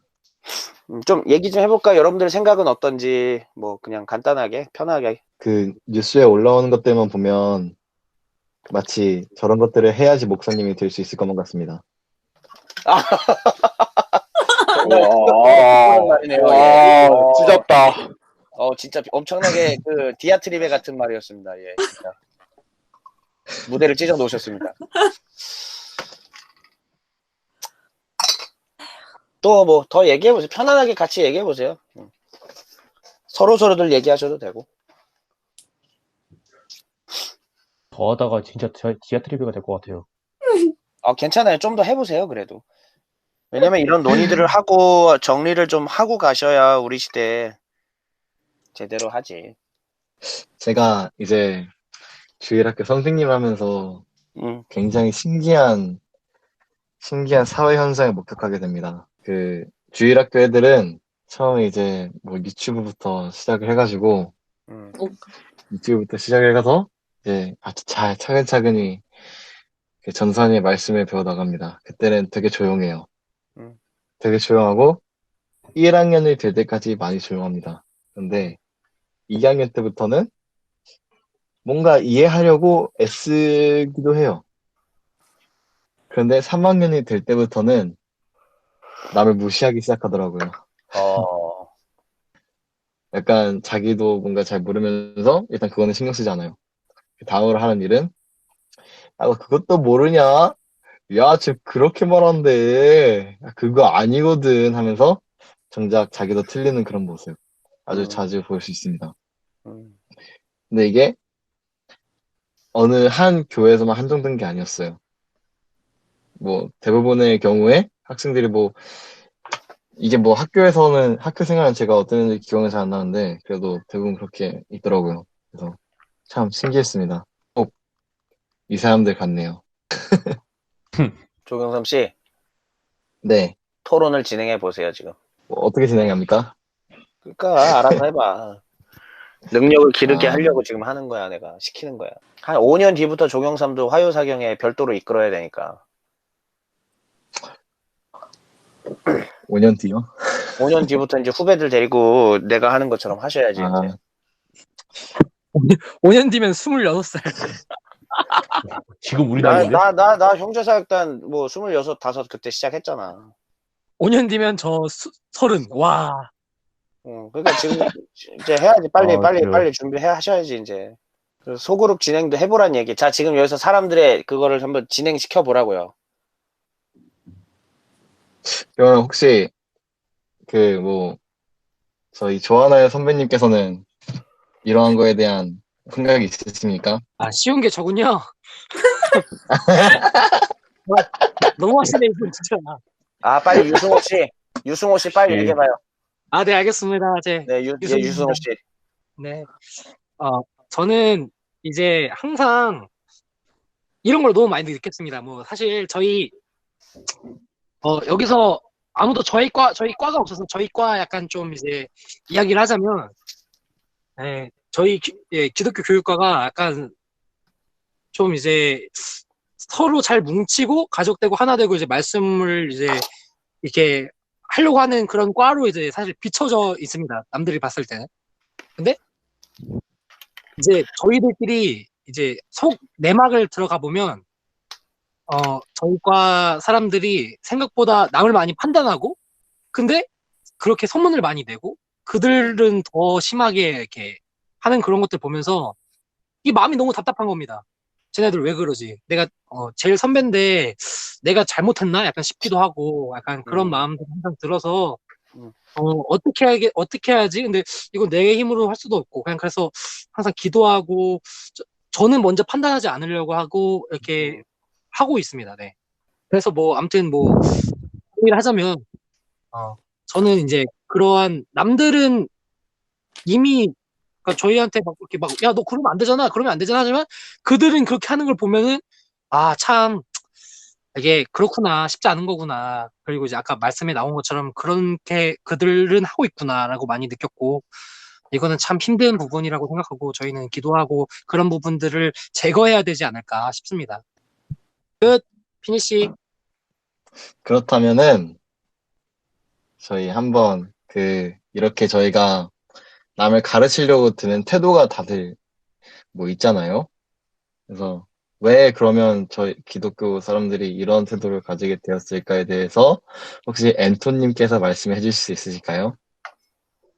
그 다음으로 맞는 게 저였군요. 야, 진행 잘한다. 조경삼 진행 잘한다. 어우. 사실 뭔가 복음을 듣고 말씀을 듣고 하면은 자기도 모르게 교만함이 생겨나는 게 있는 것 같아요. 맞아. 네, 그런 교만한 마음이 아까 앞서 그 두 분이 말씀해 주셨던 것처럼 그런 게 그런 마음을 들게 하는 원인이지 않을까 그렇게 생각을 하고 그럴수록 우리가 좀 더 낮은 위치에서 낮은 곳으로 가야 된다고 생각합니다. 저희 마음이. 그렇습니다. 음, 낮은 곳으로. 근데 저희가 이게 그렇습니다. 복음을 듣는 게 좋은 소식인데 왜 이거를 들으면 교만해지는지 혹시 서건 간사님께서 말씀해 주실 수 있을까요? 써드. 아니요. 싫다고요? 여러분, 근데 지금은 얼굴 좀 보이면 좋겠어요. 아, 네. 가능하시면 좀 얼굴들 이렇게 전체 화면으로 해놨으니까 안 켜져 얼굴 있습니다. 보이면 좋을 것 얼굴 같아요. 안 켜놨구나. 얼굴 좀 킵시다. 가능하시면. 네. 예. 왜 이렇게 생겼지? 아, 그렇게 크게 웃으실 필요 없잖아요. 하나님의 거룩함이야. 혹시 뭐 아무나 왜 저희가 복음을 듣는데 이렇게 교만해지는지 그거에 대해서 생각이 있으시다면 교만을 들었기에 교만해지는 거 아닐까요? 교만을 들었다는 게 정확하게 어떤 의미이신지. 그리스도를 믿어. 그러니까 요즘 미국에서 일단은 문제인 건데 뭐 백인 우월주의처럼 우리도 뭔가 그리스도를 믿었고 또 그렇기 때문에 뭔가 우월? 아니면 우리는 믿음이 있다라는 그런 면목하에 좀 그런 게 너무 쉽게 나오지 않나라는 생각을 합니다. 그러니까 약간 인종처럼 저희는 더욱더 우월한 민족이다라는 걸 그런데 저희가 복음에서 듣진 않잖아요. 그렇게 표현하기보다는 그리스도를 믿었으니 천국은 갈 거고, 그러니까 그 마인드? 어떤 식으로든 천국은 간다. 그 그리스도만 믿으면. 그거를 너무 머릿속에 박아놓으니까 그 뒤로 어차피 회개하고 천국 가면 돼. 라는 그게 너무 쉽게 나오는 거 아닌가라는 생각에. 이건 마치 전에 그 박재 목사님께서 사회사경일 때 알려주신 그 예정론, 승리론, 견인론, 성화론의 유착관계를 지금 말씀하신 거네요. 그거 전혀 생각 안 했는데. 그걸 말씀해 주셨습니다. 그러면 저희가 이제 나는 어차피 구원 받았으니까 잘 살아서 그냥 아무렇게 살아도 구원 받을 거야라는 게 저희가 교만해진다는 이유이신 거죠? 그렇게 생각합니다. 그 마인드가 있으니까 이제 더 편하게 한다는 거죠. 다들 이 주장에 동의하신 그럼 서건 간사님께서는 어떤 생각을 가지고 계십니까? 일단 저희가 함부로 판단을 할 수는 없지만 100명의 목사가 있다고 하면은 그 100명의 목사님 전부가 바른 것을 가르치고 있다고 생각하진 않아요. 일단 그거부터가 첫 번째 문제이고, 그리고 저희들이 다 복음을 듣는다고 하는데 저희가 예를 들어서 A라는 지식을 들었으면은 나는 다른 사람들보다 더 많이 아니까 뽐내고 싶은 우월감에 더 좀 자랑을 해가지고 이런 좀 그러니까 다른 사람들보다 많이 아니까 좀 더 나타내고 싶은 마음에 이런 안 좋은 현상들이 나타나지 않나 좀 그렇게 생각해요. 그리고 그거네요. 그 인정받고 싶은 인간의 욕구네요. 그쵸? 그러면 인간이 인정받고 싶기 때문에 남을 이렇게 가르치려고 들다 보니까 교만해지는 거다. 이거에 이제 뭐 다들 동의하시는 겁니까? 다른 의견 제시해도 될까요? 아, 네, 오요. 당연히 가능하시죠. 말씀하세요. 저는 저는 교회 다니는 분들, 크리스천들이 교만해진 이유는 교회가 경력쟁이 된 것 같다는 생각도 듭니다.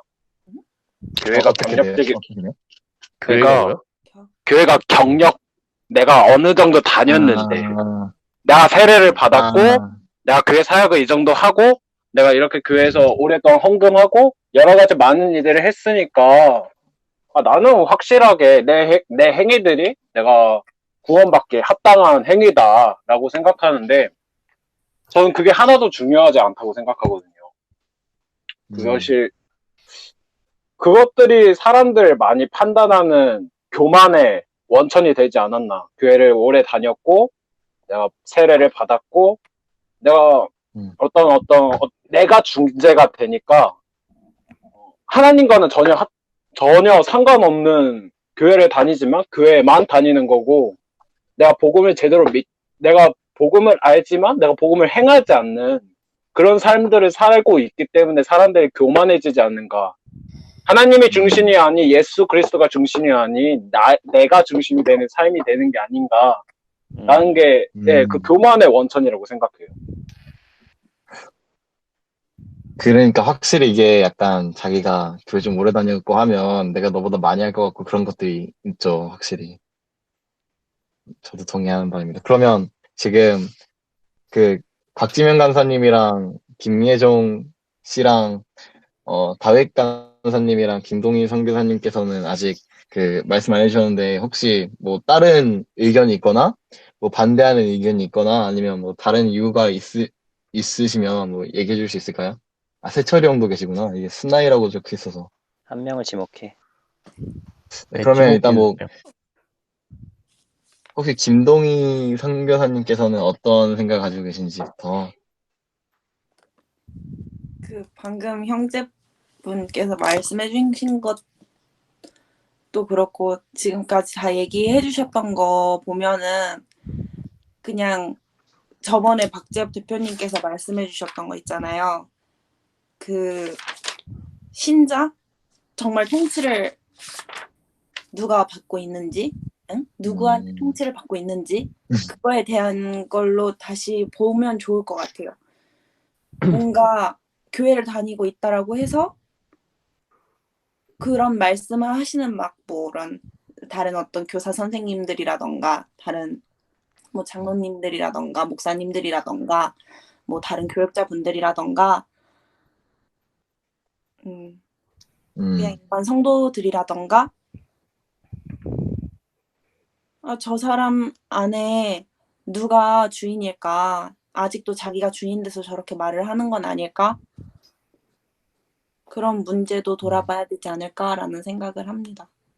진짜 자기가 주인이 아니고 하나님이 주인이시라면은 저 사람 마음 상할 거 조금이라도 생각을 하고 이야기가 나가잖아요. 조금 더 해야 될 말이지만 조금 더 다치지 않고 그 아이가 조금 더 성장할 수 있도록 얘기를 해야 되는데 그게 아니라면은 네. 확실히 자기 점검이 확실히 필요하다. 그런 말씀을 해주셨는데, 맞아요. 혹시 제가 의견 하나 더 해도 될까요? 당연합니다. 네. 아까 이동호가 말을 해줬는데, 경력에서 나오는 거다. 네. 그 말에는 동의하지만, 저는 주변 분들의, 그러니까 그 사람의, 주변 사람들의, 이야기에서 약간 사람이 교만해지게 만드는 말들에 의해서도 또 이렇게 된다고 생각해요.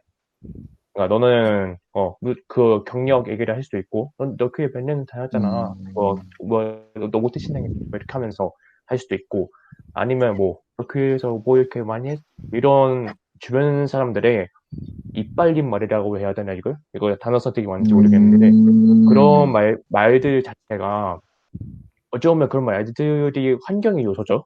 그 교회의 환경, 그 주변의 요소들. 그것이 그 좋은 방향으로 가기보다 그것도 교만하게 가기 위한 요소 중에 하나이다라고 의견을 내리고 갑니다. 그러니까 이게 약간 그런 거 있잖아요. 막 사람들이 주변에서 너 잘생겼다 그러면 이제 처음엔 아니야 그런데 이걸 계속 받아치기도 무한해지니까 그죠? 점점 그렇게 교만해지게 되는 거 같죠. 네, 뭐 똑같은 말 세 번 하면 믿게 돼요. 또 양치기 소년 같이. 앤턴 잘생겼다. 거짓말하면 안 돼. 그러니까 지금은 거짓말이고 이제 두 번 더 얘기하면 트루가 되는 거지. 자, 두 번은 못하겠고. 여기까지 하겠습니다. 자, 여기까지 하시고 응. 진도를 좀 더 나갈게요. 정말 잘하네요. 자주 시켜야겠어요. 아, 예, 진짜 너무 잘하고요. 제가 어저께도 저기 우리 고양동 학교 근처에 있는 우리 또 친한 형님 목사님 모시고 이제 돈가스 사드렸어요. 조한어른 나랑 갔던데 기억나죠? 힐하우스. 맨날 잡아가. 네. 조한을 딴짓하고 있지 지금. 아니요. 그 힐하우스 어저께 이제 또 가서 거기서 말씀이다. 형님 목사님 돈가스 사드리고 이렇게 했는데 그 사장님하고도 얘기를 좀 많이 했어요. 오. 근데 아시다시피 그 힐하우스에서 그 송준기 목사님의 그 웨이처치 그 고향지부 예배 그 교회가 거기에요. 아, 네네. 그래서 그 사장님의 아드님 목사님이 이제 거기 그 고향지부 담당 목사님이신 거죠. 그렇게 하면서 그런 생각이 들어서 송준기 목사님 뭐 대단하시잖아요, 진짜 요즘에 진짜. 맞습니다. 네, 정말 대단하신 분이신데 그분이 가지신 그러한 정체성이 또 함께 동역하는 목사님들에게 전달이 되고 그분들도 또 동일하게 그러한 마음으로 주의 일들을 감당하고 또 그 사장님도 얘기하시는 거예요. 뭐 그 나무 목재와 이런 게 필요했는데 그냥 진짜 전부가 거기 웨이처치 성도들은 전부가 다 청지기 정신이래요. 내 것은 아무것도 없다. 전부 하나님 것이다. 그래서 돈 생기는데 거기가 목재가 필요하니까 200만 원어치 해당되는 걸 그냥 보내주고 그랬대더라고요. 근데 그 웨이처치가 힘이 있는 이유가 사실 그런 데 있잖아요. 이분들은 말씀을 정말로 삶의 실천으로 하지 않으면은 신앙이 아니라고 생각하죠. 그러니까 굉장히 레디컬하게 받아들이면서 실제적으로 가요. 근데 그 경계가 항상 힘들죠. 우리가 가진 개인 성향 때문에 레디컬하게 하려면 조금 더 센 성격이기도 해야 하고 실제로 거기까지 이끌어내려면 일단 남과는 다르게 뭔가 던져봐야 하는 것도 있는데 사람마다 성격이 다르고 처한 상황이 다르기 때문에 쉽지 않고 또 송중기 목사님은 워낙 대단하신 뭐 저야 뵌 적도 없고 그렇지만 워낙 뭐 이제 페이스북이나 이런 데서 유명하시니까 이렇게 보면은 그 목사님 자체가 굉장히 천재이시고 또 기도 많이 하시고 그래서 하나님이 쓰시는 귀한 분인 것 같은데 그는 어쨌든 그렇게 하면서 그들이 진짜 삶으로 하고 이끌어내고 예수께서 가르치신 그 복음이 먼저는 잘 배워서 그걸 진짜 하나하나 이루어낼 때까지 그들은 하는 신앙으로 가더라는 얘기예요.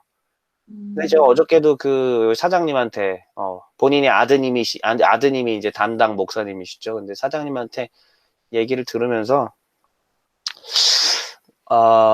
그 형제사역단을 좀 생각을 했어요. 우리도 이제 10년쯤 되면서 그리고 또 우리 귀한 우리 후배님들이 여기서 지금 저하고 같이 동역하고 계시는데 저는 여러분들이 또 거기는 거기고 또 여기는 여기고 그 DNA를 주셨다고 생각하거든요. 크게는 다 같은 거지만 디테일하게는 하나님께서 각 사람과 단체마다 조금씩 색깔을 다르게 하셨으니까 그래서 우리가 하나님 나라 정신을 가지고 우리도 이제 앞으로 그렇게 각자 일들을 해 나갔으면 하는 바람이 있고요. 네, 진짜 근데 그때 핵심적인 건 뭐냐면 그냥 말로 설교를 하고 합시다 아멘 하고 한 주 동안 실수했고 실패하고 넘어졌습니다. 주님 용서하여 주시옵소서. 이렇게 매번 반복되는 게 아니고 진짜 삶으로 실천으로 옮기는 데까지 가는 것들이 우리 형제사역단 내에서도 이제는 조금 더 깊이 있게 나갔으면 좋겠다 이거예요. 제가 바라는 점이. Do you agree with me? Yes. Agree. 하이. 하이. 쉬운 게 아니죠. 진짜 쉬운 건 아니고요. 무엇보다도 먼저는 재정부터 그렇게 해야 되고 필요한 것은 물론 필요한 것만큼 쓰되 나머지 것들은 늘 나누고 베풀 준비가 되어 있어야 돼요. 근데 진짜 우리가 그렇게 할 수 있을까? 어렵죠. 근데 저는 그렇게 해볼게요. 여태까지도 그렇게 살아오고 있었고 필요한 거 이외에는 진짜 나누고 베풀고 그런 쪽에 그리고 내 것이라고 생각하는 거 없이 다 하나님 것이라고. 어저께도 갑자기 어떤 분한테 저는 한 번밖에 못 뵌 분이라서 인사만 했던 분인데 그분이 교회 사역 시작하셨다면서 중고등부 사역 시작했는데 자료가 좀 필요한데 부탁을 하시는 거예요. 그래서 제가 뭐 드렸는지 아세요? 오늘? 뭐 모릅니다. 드렸습니까? 제가 2년 동안 중고등부에서 했던 사도신경 우리 홍석원 간사님이 다듬어 준 거 자료 있죠? 2년치예요. 무려 2년치. 근데 아낌없이 아무런 조건 없이 그냥 다 전송해 드렸어요. 근데 그 전도사님이 얼마나 고마워했겠어요, 저한테. 오늘 카톡으로. 사실 얼굴도 제대로 보고 막 뭐 한 적도 없어요. 식사 한번 해본 적도 없고. 그냥 인사만 한번 쓱 했던 사이거든요. 근데 그렇게 다 드렸죠. 그러니까 얼마나 고마워했겠어요. 근데 그렇게 하면서 제가 카톡을 이렇게 드렸어요. 그 전도사님께. 제 것이 없습니다. 우린 다 하나님 나라의 같이 동역자들이고 일꾼이고 내 개인 것은 없기 때문에 전부 하나님 것이므로 나누고 베푸는 것이 마땅한 것이 아니겠습니까? 지금 이 정도인데 언제든 또 더 좋은 거 있으면 더 드릴 겁니다. 이렇게 했죠. 근데 우리도 그런 것들이 좀 이루어질 때 복음을 가진 사람답게 천국 백성답게 할 수 있지 않을까요? 네, 맞습니다. 예. 그래서 예수님께서도 산상수훈이었나? 하여튼 맨 마지막으로 얘기하셨던 게 탐욕이에요. 결국 탐심. 탐심이 마지막이더라고. 결국 탐심이 모든 거의 끝이더라고요. 그러니까 천국 백성이 못 되는 이유는 탐심이에요. 탐심 안에 모든 것들이 다 설명이 돼요. 탐심 안에서.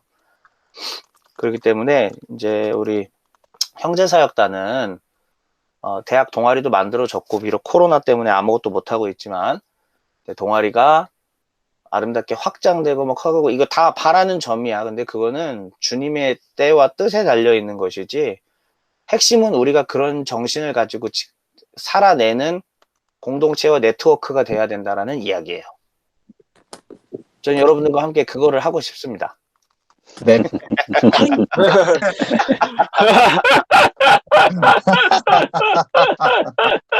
자, 억지 웃음들 아주 좋습니다. 예.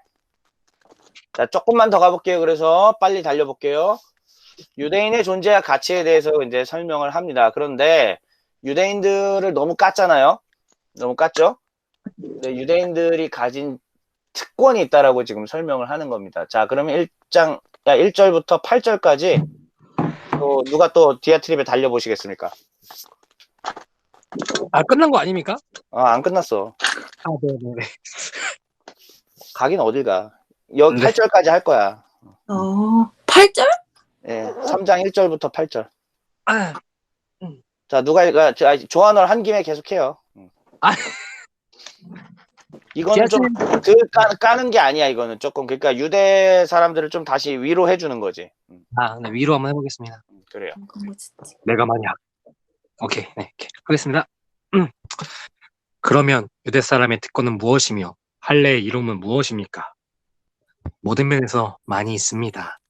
첫째는 그들이 하나님의 말씀을 맡았다는 것입니다. 그런데 그들 가운데서 얼마나 신실하지 못했다고 해서 무슨 일이라도 일어납니까? 그들이 신실하지 못했다고 해서 하나님의 신실하심이 없어지겠습니까? 그럴 수 없습니다. 사람은 다 거짓말쟁이지만 하나님은 참되십니다. 성경에 기록된 바 주님께서는 말씀하실 때 의로우시다 인정을 받으시고 재판을 받으실 때 주님께서 이기시려는 것입니다. 한 것과 같습니다. 그런데 우리의 불의가 하나님의 의를 드러내게 한다면 무엇이라고 말하겠습니까? 우리에게 진노를 내리시는 하나님이 불의하시다는 말입니까? 네. 절대로 그럴 수 없습니다. 만일 그렇다면 하나님께서 어떻게 세상을 심판할 수 있겠습니까? 다음과 같이 반박하는 사람도 있을 것입니다. 나의 거짓됨 때문에 하나님의 참되심이 더욱 분명하게 드러나서 하나님께 영광이 들어간다면 왜 나도 역시 여전히 죄인으로 판정을 받습니까? 더욱이 좋은 일이 생기게 하기 위하여 악한 일을 하자 하고 말할 수 있겠습니까? 사실 어떤 사람들은 우리가 그런 말을 한다고 비방합니다. 그런 사람들은 심판을 받아야 마땅합니다. 오케이. 잘했습니다. 자, 이제 3장부터 본격적으로 이렇게 유대인 같이 설명한 다음에 자 보시면은 이제 여기서부터 9절부터는 최종 심판 얘기 확실히 해요. 그러니까 여기까지 이제 유대인들의 얘기하면서 서서히 이제 최종 심판으로 이야기들을 끌어들이는데 근데 유대인들이 가진 특권이 하나 있었다라는 거죠. 유대인들의 그럼 특권이 뭐예요? 율법을 받았죠. 그렇죠. 그게 최고 큰 특권이었죠. 가장 큰. 할례를 받았다라는 것도 마찬가지죠. 하나님의 말씀을 받은 민족. 무엇이 선한 것이고 무엇이 거룩한 것이고 무엇이 참되고 진리인 것인지 분명하게 알 수 있는 기준을 누가 받았다? 어느 민족이? 유대인. 그렇죠. 유대인이 받았다라는 얘기입니다. 근데 유대인들이 조금 타락했다고 했기로서니 하나님이 그러면 나쁜 겁니까? 아니. 자, 보세요. 하나님의 말씀을 맡은 게 누구예요? 유대인. 유대인이잖아요. 근데 유대인이 좀 타락을 했어요. 아시다시피 뭐 타락한 결과 나라가 망하기까지 했잖아요. 바벨론에 의해요. 그럼 유대인이 조금 타락하고 그렇게 했다고 해서 그러면 하나님이 그러면 나쁜 죄악된 신이 되는 겁니까? 아니요. 그럼 누가 죄악을 저지른 거예요, 사실은? 유대인이요. 네, 사람이죠. 유대인이죠. 하나님은 그렇다고 해서 하나님이 나쁜 신이 되는 거는 아니죠. 근데 이 당시에 봤더니 그런 식으로 생각하는 사람들이 있었다라는 얘기예요. 만약에 우리가 불의해. 근데 그게 이제 하나님의 의로움을 드러내. 그러면은 죄짓자! 이렇게 해버린다는 얘기지. 근데 그것은 올바른 것이 아니다라고 이야기를 하는 것입니다. 일단은 뭐 여기는 사실 그냥 그런 얘기예요. 그렇게 해서 유대인들에 대해서 얘기하고 이제 최종 심판으로 얘기하면서 아니야 여기까지 달리자. 아직 21분이니까 이제 우리 21절에서 드디어 그 전설에 하나님의 의가 나타났다라는 표현을 제가 얘기를 했죠. 하나님의 의 전까지 요 20절까지 여기서 바로 최종 심판에 대한 얘기를 한번 들어봅시다. 그냥 쭉 달릴게요. 그래서 다음 시간에는 이제 21절부터 가는 게 나을 것 같아. 자, 그러면 조동모 큐. 네. 가겠습니다. 왜 안 보이지? 응? 몰카인가요? 어이? 나가셨습니다. 누가요? 조동무. 하늘이다. 조동모 나갔어요? 누구지요? 자, 그러면은 저기 들어왔네. 들어왔습니다. 일부 나간 거 아닙니다. 자, 하겠습니다. 큐. 개꿀잼 몰카. 근데 왜 안 보이지? 그러면 무엇을 말해야 하겠습니까? 우리 유대 사람이 이방 사람보다 낫습니까? 전혀 그렇지 않습니다. 유대 사람이나 그리스 사람이나 다 같이 죄 아래에 있음을 우리가 이미 지적하였습니다. 성경에 이렇게 기록이 되어 있습니다. 의인은 없다. 한 사람도 없다. 깨닫는 사람도 없고 하나님을 찾는 사람도 없다. 모두가 격길로 빠져서 쓸모가 없게 되었다. 선한 일을 하는 사람은 없다. 한 사람도 없다. 그들의 목구멍은 열린 무덤이다. 혀는 사람을 속인다. 입술에는 독사의 독이 있다. 입에는 오주와 털이 가득했다. 발은 피를 흘리는 일에 빠르며 그들이 가는 길에는 파멸과 비참함이 있다. 파국이다. 그들은 평화의 길을 알지 못한다. 그들의 눈에는 하나님을 두려워하는 빛이 없다. 율법에 있는 모든 말씀이 율법 아래 사는 사람에게 말한 것임을 우리는 압니다. 그것은 모든 입을 막고 온 세상을 하나님 앞에서 유죄로 드러내라는 것입니다. 그러므로 율법의 행위로는 하나님 앞에서 의롭다고 인정받을 사람이 아무도 없습니다. 율법으로는 죄를 인식할 뿐입니다. 네, 잘했습니다. 여기 내용들이 거의 대부분 어디 인용했죠? 구약에? 저기 잠언 아닙니까? 그 성경책 보세요. 밑에 다 써 있잖아요. 대부분 다 어디 인용했죠? 저기는 저기 율법. 이사야. 예, 거의 다 시편 인용했죠. 이사야 한 번이랑.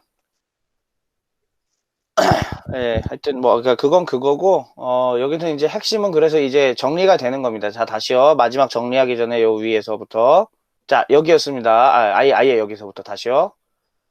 로마서는 1장부터 8장까지는 주제가 뭐라고요? 읽어보세요. 시작. 죄악이 가득한 인류가 의롭게 되는 길. 그렇습니다. 죄악이 가득한 인류가 의롭게 되는 길을 말하는데 두 부분으로 되어 있네요. 하나는 1장 18절부터 3장 20절인데 그건 무슨 론? 진노론이고요. 3장 21절부터 8장 39절까지는 무슨 론? 칭의론이라고 이야기를 합니다. 자, 그러면 하나님의 진노는 행위에 따라서 나타난다라고 이야기를 했고요. 그 행위는 유대인이든 이방인이든 그리스 사람이든 가리지 않고 하나님은 반드시 행동을 보시고 행위를 보시고 그 사람들을 진노를 베푸신다. 이제 이런 식으로 얘기를 하셨는데요. 유대인이 가졌던 것은 율법이었고 이방인은 양심에 따라 그것을 비춰본다고 했지만 그것에 비춰봤어도 지금 아까 방금 우리가 읽은 대로 의는 있다 없다? 없다. 네, 하나도 없다라는 것이 바로 바울이 말하고 싶은 요지였던 것입니다. 그리고 나서 그들을 지금 어디 아래 다 가둬놨냐면은 율법이라고 하는 것 아래에 전부 가둬놨어요. 자, 그러면 여기서의 율법은 단순히 토라 뭐 그런 율법을 얘기하는 게 아니라 이제 모든 인류가 다 진노와 죄 가운데 놓이게 됐다라고 하는 어떤 그러한 비유적 의미까지도 다 포함이 되는 율법입니다.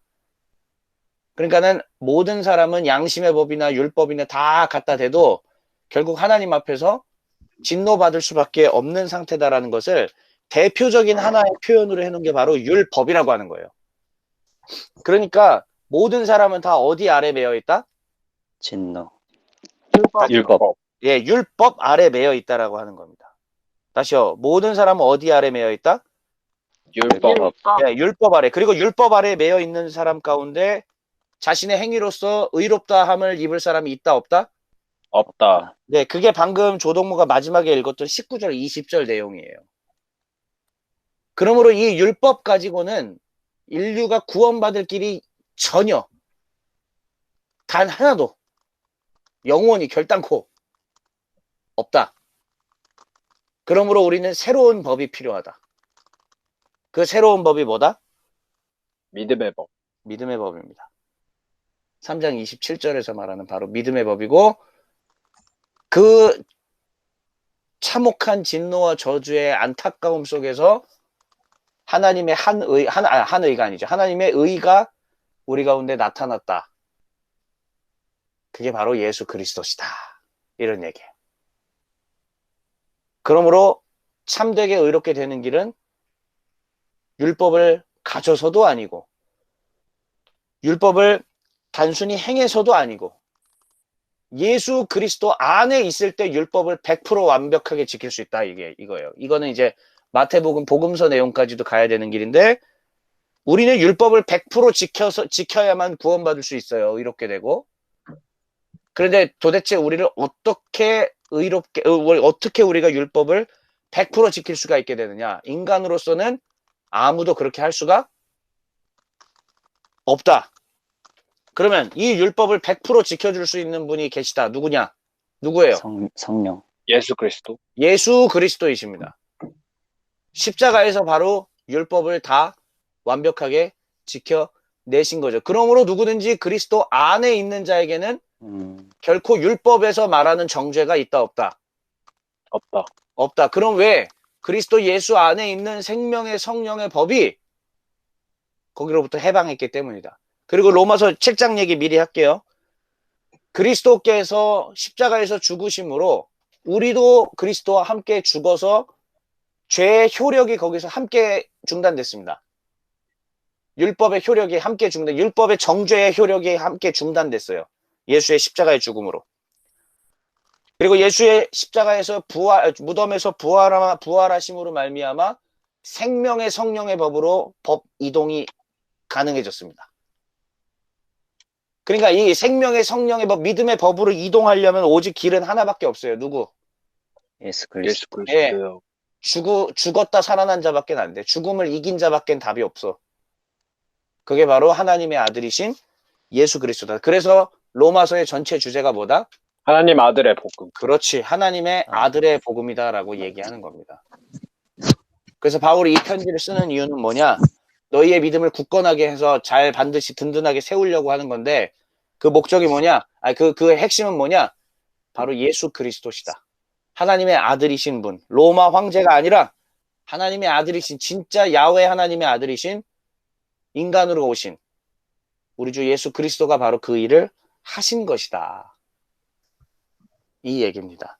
그리고 우리는 지금 몇 주 동안 이 진노론에 대한 부분, 도대체 그러면은 믿음의 법 체계로 넘어가기 전에 율법 아래 우리는 왜 전부 죄인일 수밖에 없는가에 대한 얘기들을 이렇게 쭉 살펴본 것입니다. 그래서 핵심 결론은 뭐였느냐? 최종 결론.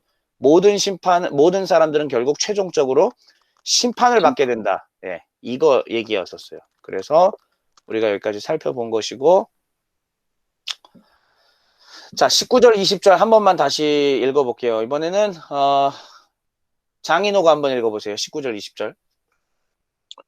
율법에 있는 모든 말씀이 율법 아래에 있는 사람들에게 말한 것임을 우리는 압니다. 그것은 모든 입을 막고 온 세상을 하나님 앞에서 유죄로 드러내려는 것입니다. 그러므로 율법의 행위로는 하나님 앞에서 의롭다고 인정받을 사람이 아무도 없습니다.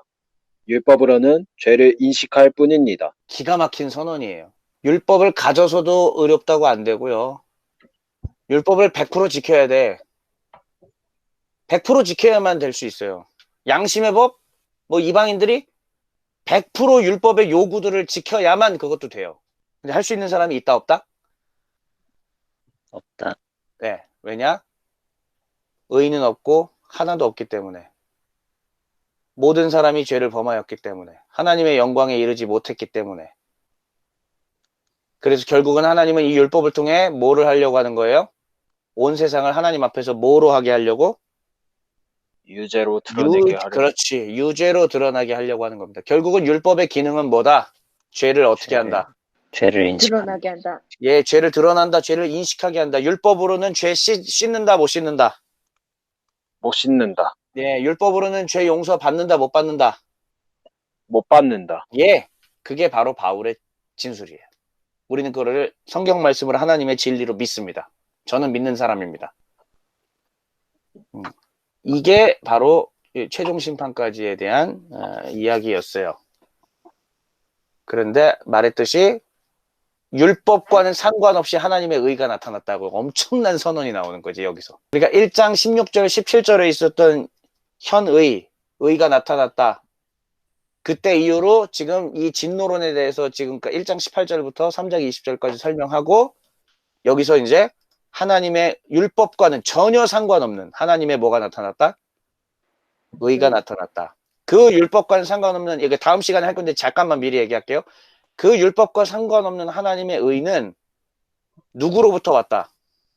예수 그리스도를 믿는 믿음. 예, 이거는 이제 우리 성경에 그렇게 되어 있는데 제가 말했듯이 이거는 9번 피스티스 크리스투라고 되어 있어서 피스티스 논쟁이 있다라고 얘기했어요. 예수 그리스도를 믿는 믿음인지 예수 그리스도의 믿음인지. 원문은 예수 그리스도의 믿음입니다. 그래서 어마어마한 해석의 차이들이 있고요. 아무튼 그런데 그게 바로 하나님의 의는 예수 그리스도에게서 오는 건데 이거는 바로 모든 사람에게 미친다라는 이야기입니다. 근데 모든 사람은 죄를 범했죠. 근데 하나님의 의는 모든 사람에게 미치니까 누구든지 예수 안에 있는 자는 하나님의 의를 덧입을 수 있다, 없다? 있다. 오케이, 여기까지입니다. 질문 있으세요? 없습니다. 빨리 끝내고 싶어서 그렇지. 구원과 심판에 대해서 말씀해 주실 수 있습니까? 구원과 심판이 좀 다른지. 그러니까 내가 이제 어제도 얘기했지만은 그렇게 질문이 되면은 너무 범위가 커. 잘 좁혀서 질문을 해봐요, 한번. 진짜 알고 싶은 게 뭔지.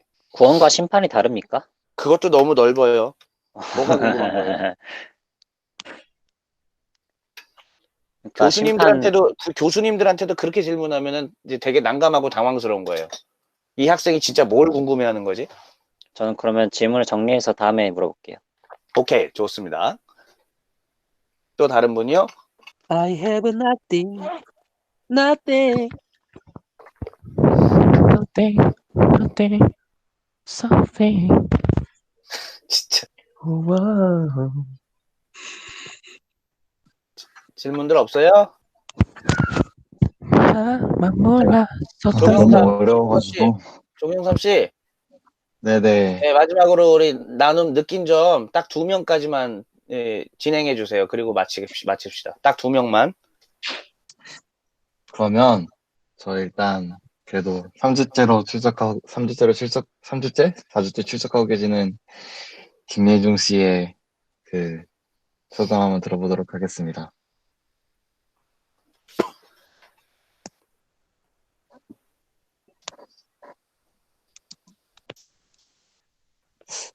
여보세요? 못 들으시나? 그러면 저희 저번에 제 마이크 뭐라고 안 들리나요라고 지금. 네네, 안 들려요, 안 들려요. 안 들립니다.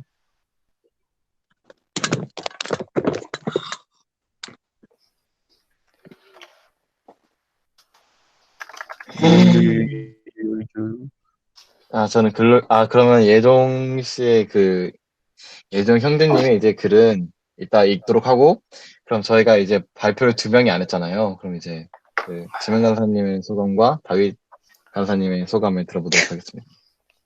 먼저 지명 간사님부터 이렇게 소감을 들어보도록 하겠습니다.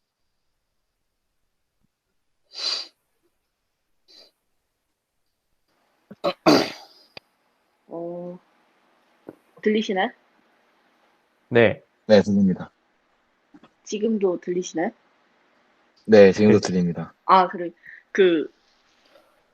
다른데 넘어가도 통화 상태면은 그 오디오가 들리나 보네요. 저는 아까 전에 저 순번 기다리고 있는데 갑자기 끊겨서 아까 전에 생각했던 부분에서 저 나누는 얘기하다가 그 부분에서 계속 생각을 했는데, 저는 다른 분들 같이 얘기해 주신 것처럼 저도 아까 전에 교만에 대해서 얘기했잖아요. 말씀을 이제 같이 듣는데도 왜 다른 사람이 왜 같은 죄를 범하고 있는 것 아닌가.